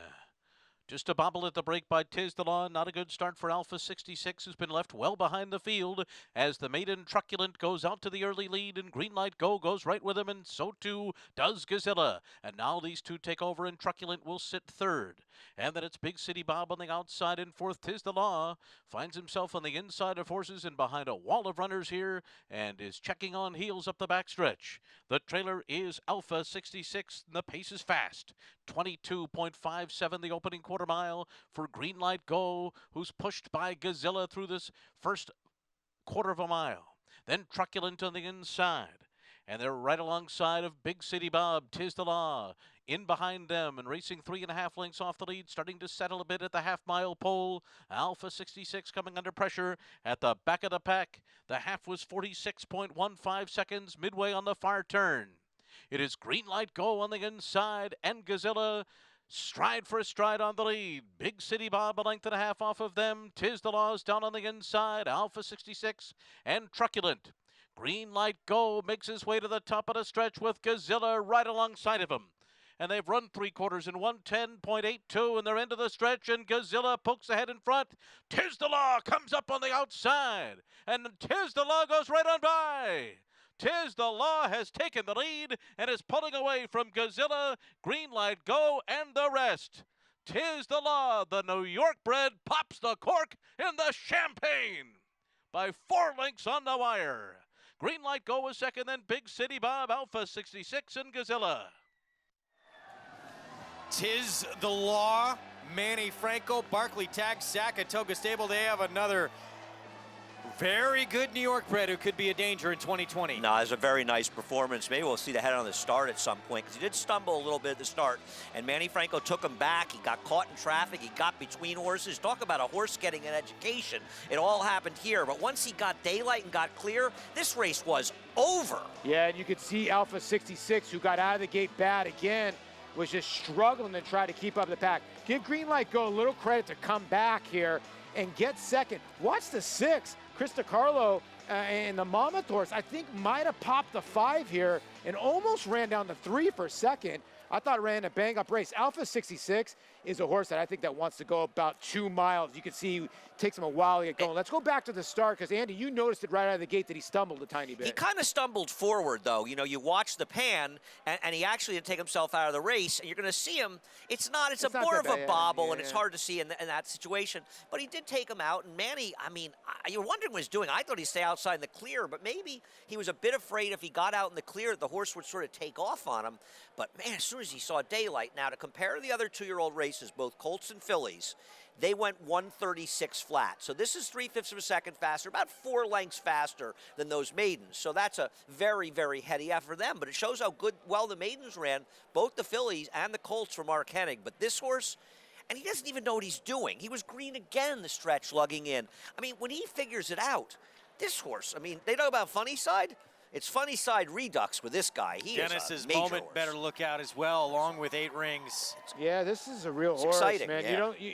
This horse had a lot. You don't see a 2-year-old basically be wide. Then Manny ducks him down to the rail. He steadied him a little bit. God, you got to love that white face. Gosh, good horses have that white blaze. And he blitzed that field. Listen, Green Light Go is a real horse. He blitzed that field. Oh, it's a joke. And by the way, as predicted, the late money showed, and these horses were almost the same price. I thought it would be like even money and 9-5. It ended up 6-5 and 7-5. Big City Bob, give him some credit. Ran okay, huh? He checks in at 39-1. That's the horse we thought. Hey, throw him in the try for 3rd or 4th, and maybe you can get that bomb. 3-7, 3-7.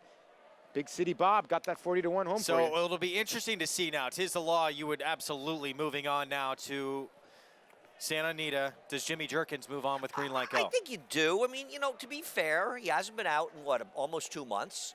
And the first quarter was pretty fast.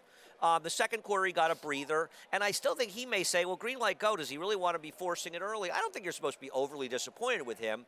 I don't think it was a great performance. But, I mean, 'Tis the Law, if he handles the ship out there and handles 2 turns, all of those things, he's got to get a little more professional. But boy, as a raw talent, he is a very nice horse. Well, he's the son of Constitution of Tiz now, man. We talked about Green Light Go can go the distance, so can Tiz the Law. And when you look at any kind of number, Tiz the Law had better numbers than Green Light Go, but that extra race, I think, swayed people. This is the real deal, and I think a lot of people just saw that, and I don't know if a lot of people want to face this colt. What a performance, and he's got a ton of room to grow. Perfect 2 for 2 now. Gets 10 qualifying points to the 2020 Kentucky Derby, but more importantly, he's punched his ticket to the Breeders' Cup Juvenile with a win in the Grade 1 Champagne.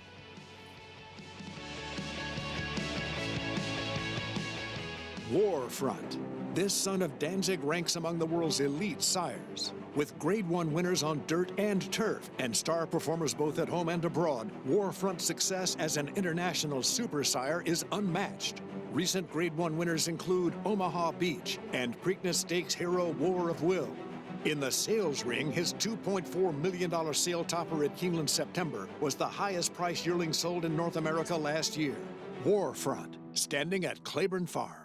No sport in the world brings the wins home like racing. It's one-of-a-kind, high-speed, high-stakes action, and Naira Bets takes you there. Place your bets and watch the races live from anywhere. With Naira Bets, make easy, secure deposits and promotions every day to earn reward points or cash. Download the Naira Bets app or visit NairaBets.com. Sign up now for a $200 new member bonus with promo code LIVE at NairaBets.com.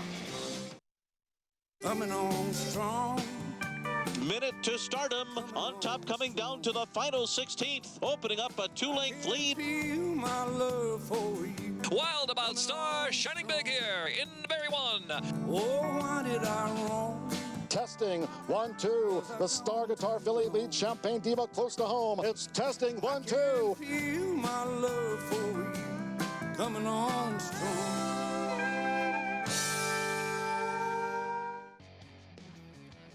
Back on America's Day at the Races, Saratoga Stable, Barkley Tag, Connections to probably the first ever New York-bred winner of the Kentucky Derby funny side. Looked like they could have a contender for that race next year as well right here with Tiz the Law. What a performance in the Grade 1 Champagne. Still kind of figuring out what he's doing. Yeah. A lot of upside still, but a ton of talent. Yeah, I mean, he's still green. You know, both of his starts, he's been a little quirky in the stretch. He's got a burst of speed.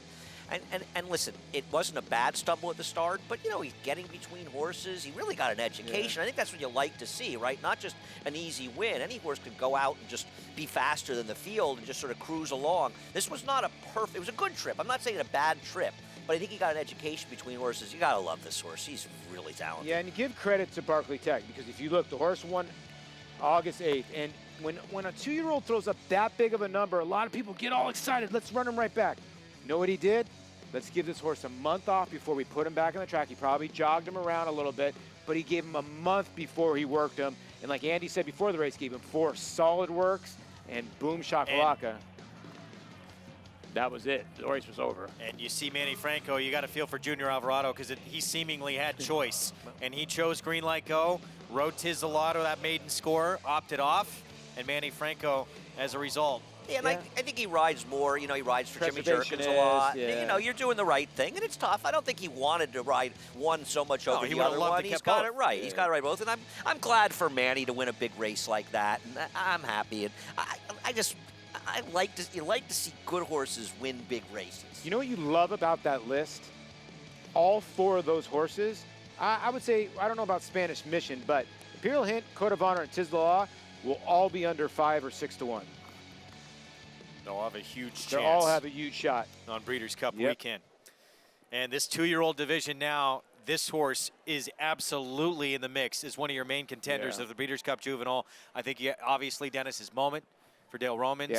8 rings for Bob Baffert. And we'll wait to see with Green Light Go if he does move on. Or no? Yeah, well, we'll also see what's going to happen to Keeneland in a few minutes. I mean, don't forget, Governor Morris was impressive. There's some runners in that race as well. There's some good two-year-olds. We saw a couple of, we mentioned before, those maiden races earlier, Fillies and Colts. They only ran 3/5 slower than this horse did in the Champagne. So there might be some good horses out there, and that's what you love, the future, right? To be able to dream that these horses can get better. The more good horses, the merrier. And what a winner's circle we have down here. I mean, the Saratoga Stables, they leave no stone unturned. I mean, they were loud as can be. Congratulations to them. And the party is on in the winner's circle. And the party is on if you're live in these late pick fives.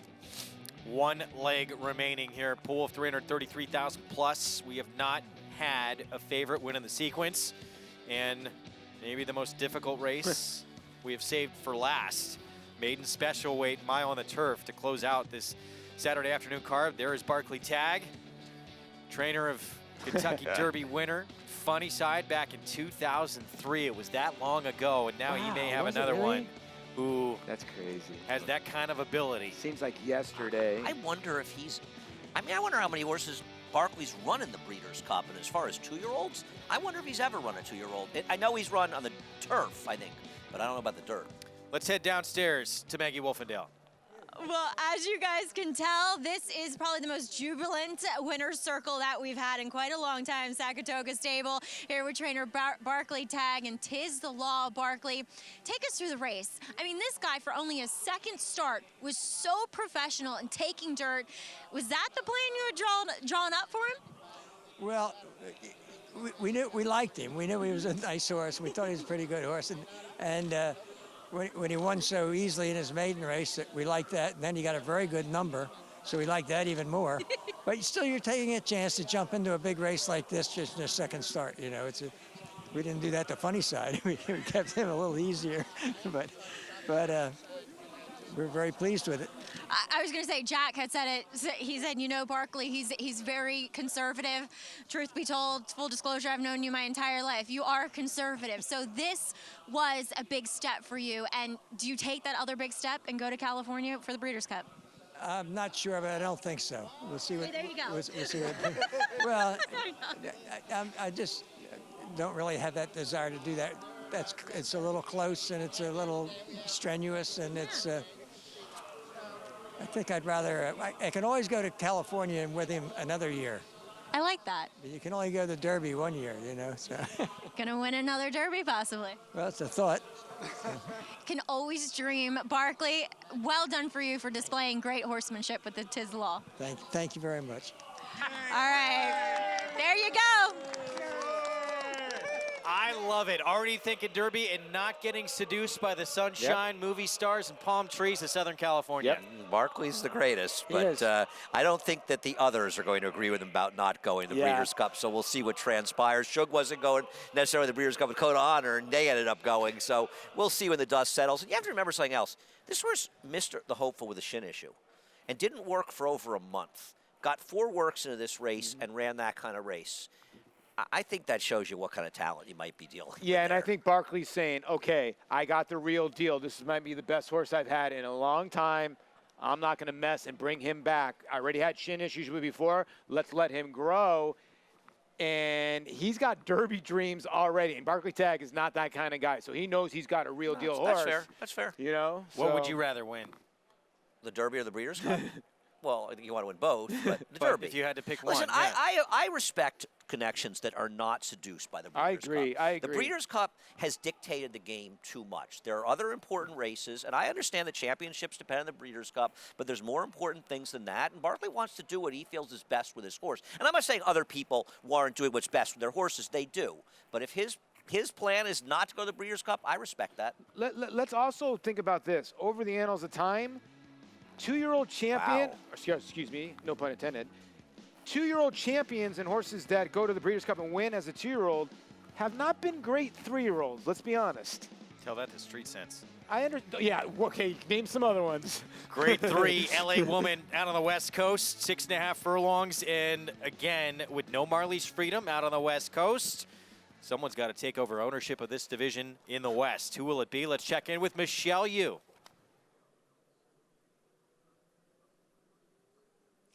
Thanks so much, Greg, as we're just minutes away. Right now, the public thinks it's going to be Selcourt that's going to step into those shoes left by Marley's Freedom. She's your current 3-2 favorite right now for this Grade 3 LA woman. But don't forget, coming up tonight at 7 to 8 Eastern Time on FS2, we're going to have live coverage of another 2 graded stakes right here at Santa Anita, including the Grade 1 Santa Anita Sprint Championship. It's going to be a throwdown between Omaha Beach, who was your early Kentucky Derby favorite, although he did not end up going postward in his return to the races, and the ultra quick Chancelot shipping in from the East Coast for Jorge Navarro. So make sure to join us on FS2 7 to 8 tonight to get to watch both of those events. Michelle, thank you. So that is a look at the field right there. The Omaha Beach 8 to 5 on the morning line, Chancelot 4 to 5, and Flagstaff. If you go about 150 miles north of Phoenix, you land up in Flagstaff. That horse has got the outside shot maybe for John Sadler. We'll be back. Grade 3 LA Woman is coming up, and as Michelle told you, coverage later tonight as well with Omaha Beach and Chancelot in the Santa Anita Sprint Championship. We'll be back with more. Stay tuned.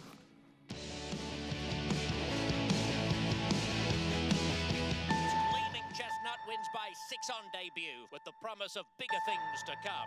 Justify, he's on a dizzying ascent to greatness. What do you do when the experts compare you to legends? Justify has won the Kentucky Derby. He's unstoppable. He won the Preakness. Justify is the 13th Triple Crown winner. You justify it.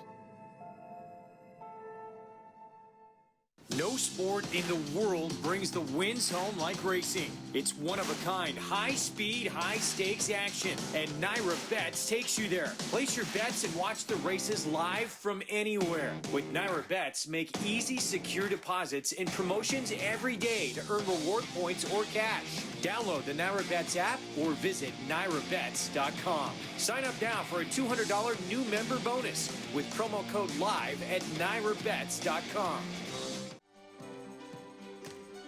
I think the bonus is really interesting. Mr. McInvale, as usual, is thinking outside the box, doing a wonderful job promoting his horse. Buyers will really appreciate having an opportunity like that to come back and run their horses at these top tracks and earn that bonus. It's a wonderful incentive both for people in the market and people that own these horses. And I mean, what a great bonus it would be for anybody that wins. I think it's wonderful. Run happy, standing at Claiborne Farm. It's America's original sport, and no one covers it better than americasbestracing.net. From the sport to the lifestyle, the best races, horses, and destination venues, cocktails, gambling, fashion, and more. americasbestracing.net is a sport for you. Live it, love it, bet it.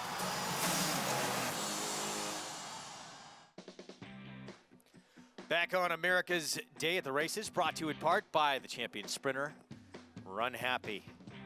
Undefeated in his career while sprinting, doing it all while racing.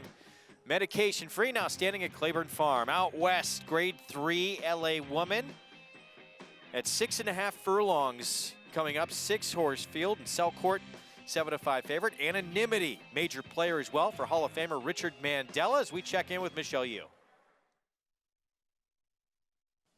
Joined by trainer Richard Mandela, who sends out Anonymity here. She seems to have some nice drills. What would be the ideal trip for her today? Seeing her win at the finish, that'd be the best thing. But it looks like Selcourt, is that her name? Would go to the front. We probably won't be far off of her, but just have to see how it goes.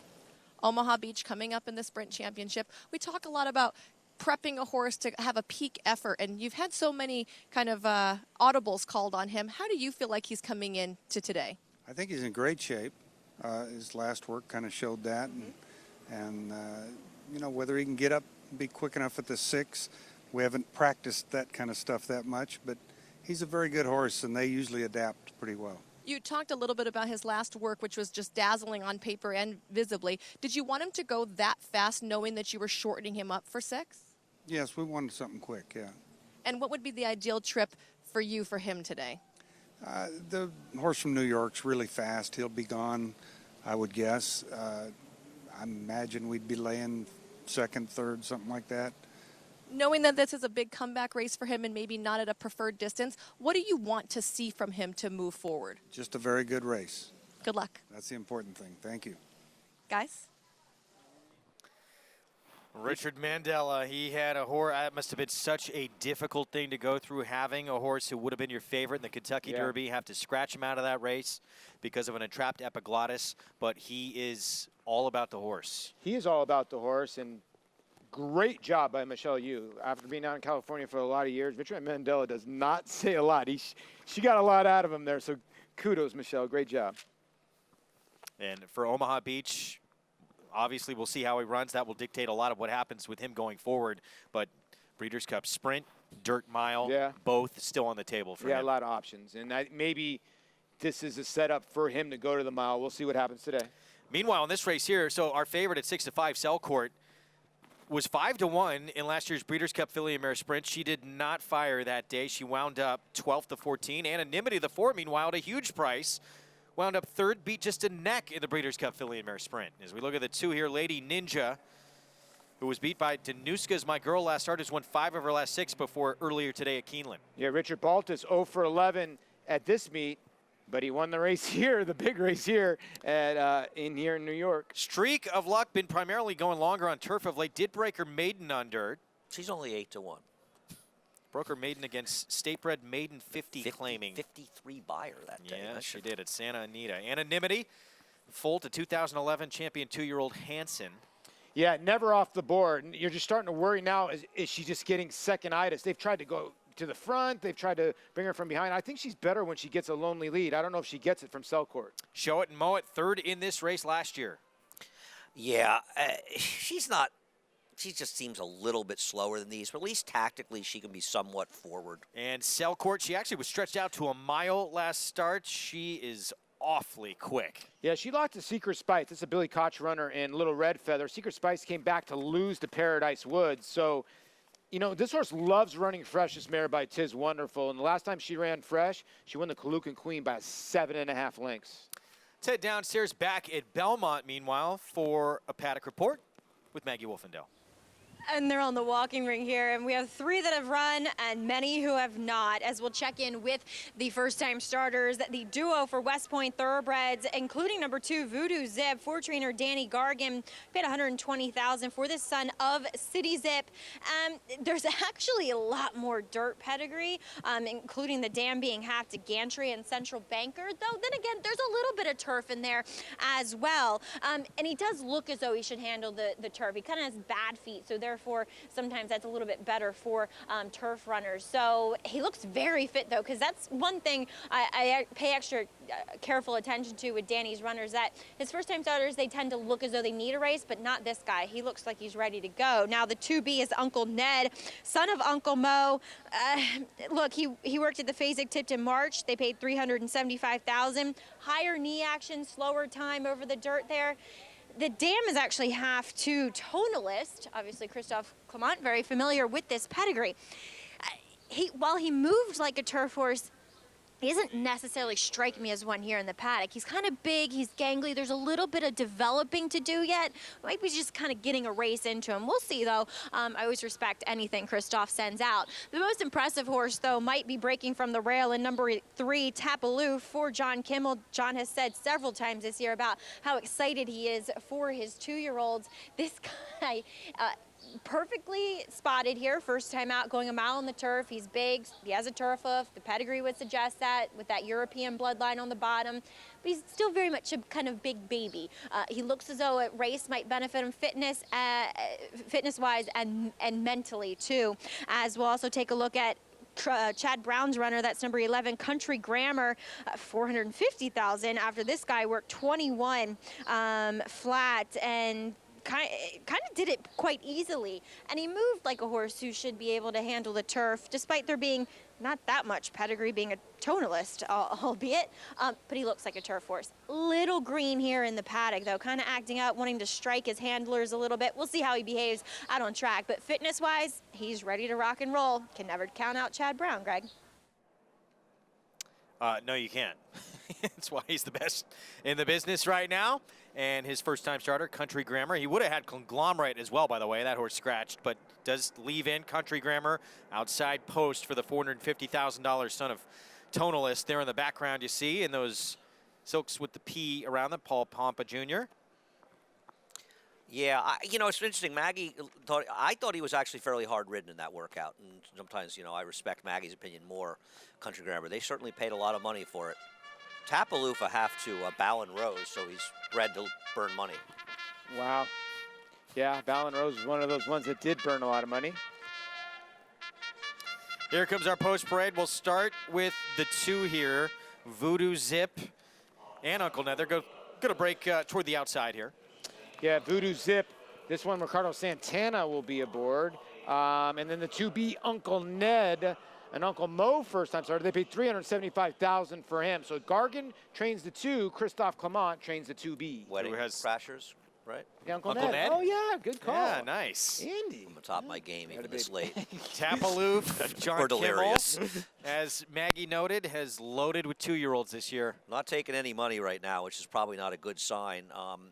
They decided to keep this one because Ballon Rose was such a terrific runner, probably because they heard that Ballon Rose was so good. U.S. Army Corps. Second time out for Shug McGahee coming out of the Our Country race, who was third in the Pilgrim. Yeah, sort of made a middle move and then just flattened out first time out, but didn't get dismissed for Shug, so I would think this horse got a big shot. Sol Mooney was second to Structor, who won the Pilgrim. That's the key, right? Structor came back and won the Pilgrim and just held everybody at bay, and this horse has got that in his form. That's why you're seeing him as the favorite. Lord of the Nile, first-time starter for Jimmy Jerkins. Yeah, it's a first foal from a dam who won on the turf. The second dam, Dynaforce, was a terrific runner for Bill Mott, who won over $1 million. Don Juan Kitten seeing something that might have spooked him there. Son of Kitten's Joy, firster for Danny Gargan. Well, his name is Don Juan, so he might have been looking in the mirror and checking himself out. He's pretty good looking, 12-1. Pretty gray there. Manny Franco will be aboard coming off that Grade 1 win in the Champagne. Here's War Stopper, Rudy Rodriguez runner, who apparently some pretty good works in the morning. Yeah, you know, there really isn't any pedigree, though, for turf on the dam side. Yeah, you do have Declaration of War. We'll see. Scano, Tom Albertrani, Jose Lizcano.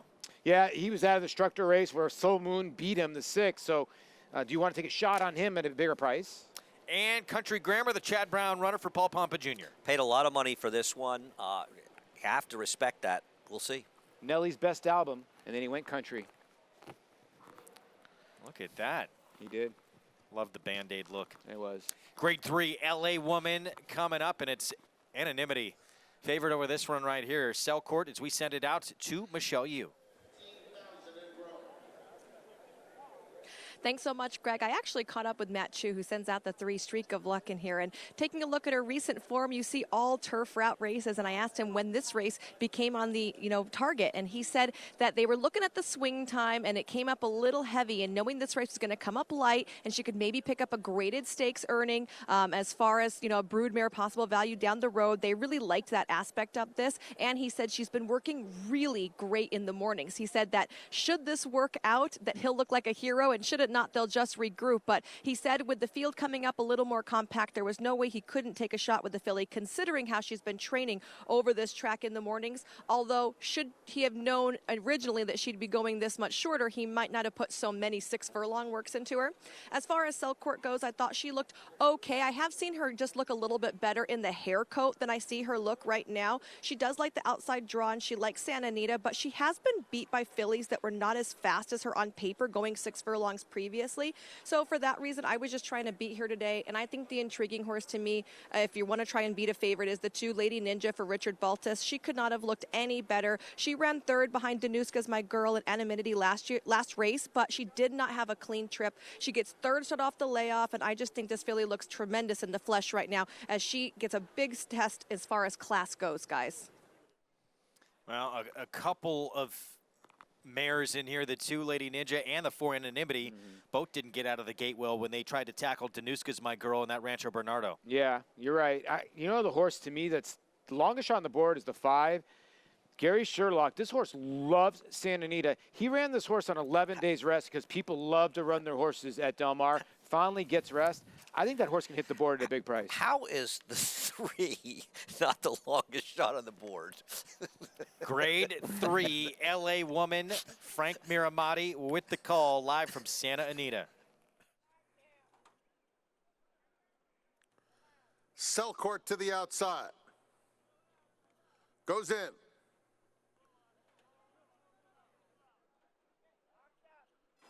And they're off. And Selcourt is quicker. And here's Streak of Luck, the gray, moving up to take second. Then it's Anonymity and Show It and Mow It. 3 lengths covers the field. And Selcourt takes control. Leads it by about 2 lengths.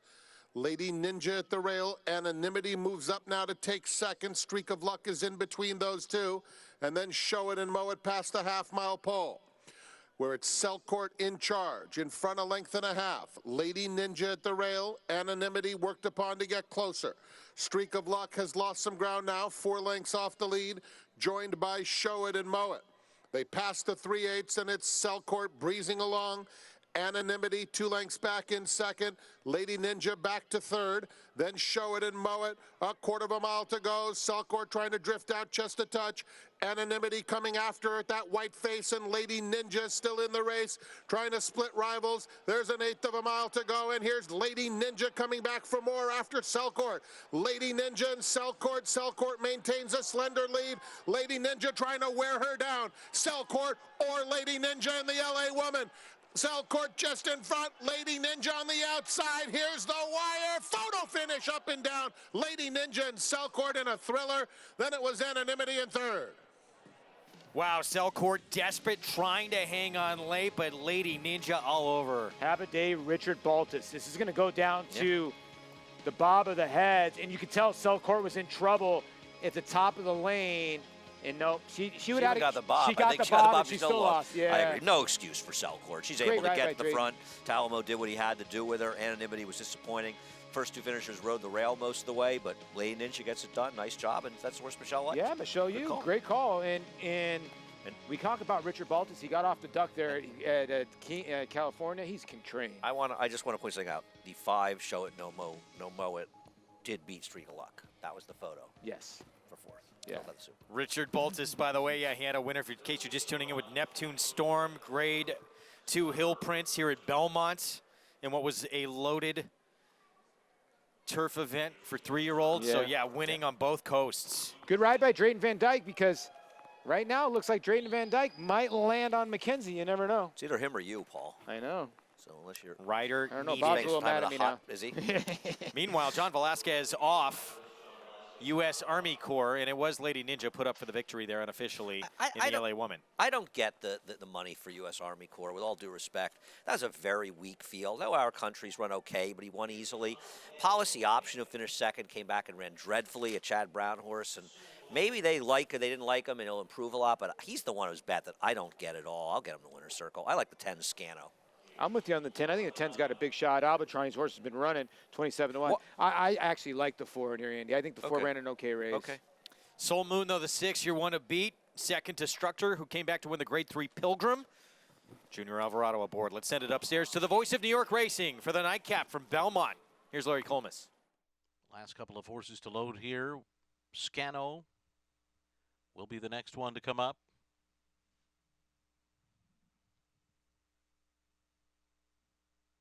Steps forward and goes in, and here's Country Grammar.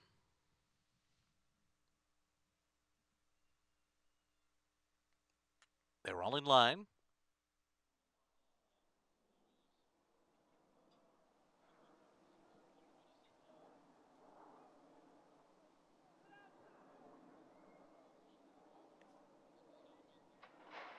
They're off.